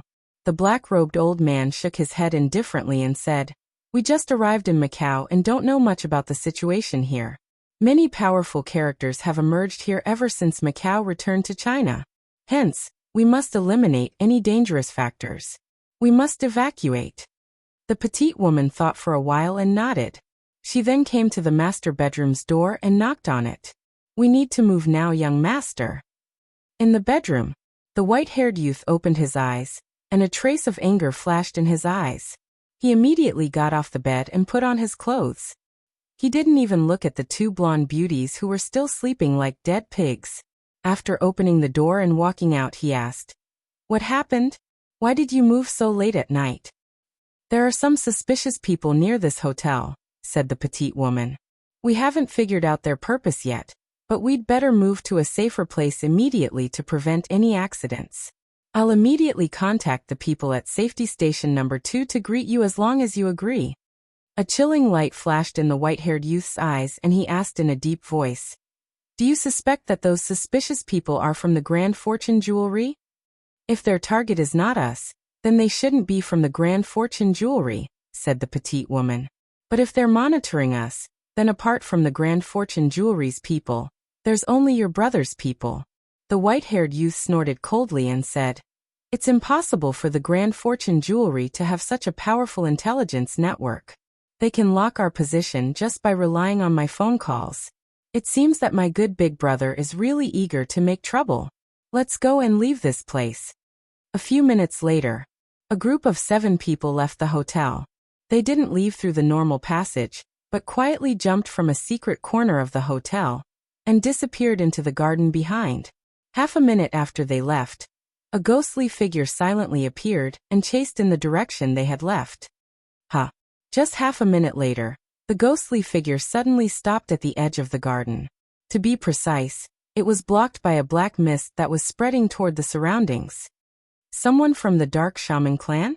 Behind the towering tree, Hu Jiwu's eyes flashed with dread. He didn't continue to chase because he was well aware of the effect of the black mist in front of him. He was afraid that he would get lost inside even if he rushed into the black mist now. However, he could not give up the task given by his boss. Hu Jiwu took out his phone, opened a communication app, and quickly issued an order. Ajin Atong, the enemy has escaped from the hotel and is fleeing in your direction. Keep an eye on them. They are from the Dark Shaman clan. I'll catch up with them immediately. Remember, keep in touch with me and tell me where you are. All right. A simple reply came. Hu Jiwu hung up the phone and dialed Tan Xiu's cell number. The call was quickly connected. Before Tan Xiu could speak, Hu Jiwu immediately said, "Boss, I have a new situation to report." "Speak." Tan Xiu's voice came from the phone. "We've been monitoring the Conrad Hotel as per your order," said Hu Jiwu. "But a few minutes ago, a group of 7 people secretly left from the back of the hotel. After I discovered them, I was tracking them, but I was blocked by a black fog. I suspect they're from the Dark Shaman clan." "What kind of clan is the Dark Shaman clan?" asked Tan Xiu. "There's some information about the Dark Shaman clan in our Everlasting Feast Hall's archives," said Hu Jiwu. "This clan is based in Tea Country, but they have their own forces in Southeast Asia. The Dark Shaman clan is also known as a witchcraft clan. It's somewhat similar to the dark witchcraft in Europe, but it's not exactly the same. Among them, the sorcerer in Southeast Asia is a branch of the Dark Shaman clan." "Is this Dark Shaman clan very powerful?" asked Tan Xiu in a deep voice. "Decades ago, this Dark Shaman clan was indeed very powerful, with a large number of people proficient in witchcraft," said Hu Jiwu. "But at the peak of their clan's power, they provoked a powerful enemy, the second largest organization in the world, the Crusader Consortium. That's why a world-shaking war broke out between them. In the end, the Crusader Consortium won, and the Dark Shaman clan was almost slaughtered. After decades, the Dark Shaman clan should have recovered some of its strength, but it's no longer as glorious as it was in the past." "I got it," Tan Xiu lightly said. "Continue to track them and never lose them. I'll arrive in Macau in 2 hours at most." "Understood," replied Hu Jiwu respectfully with a solemn expression. 2 hours later, Tan Xiu led Mo Ao and the others to Macau. Just as they disembarked from the passenger ship, 2 stalwart men came to greet them. "Boss." The 2 men saluted respectfully. "How's the situation?" Tan Xiu nodded and asked. "Where are the Dark Shaman people now?" One of them answered, "They're in a farmhouse in Donglong Slope.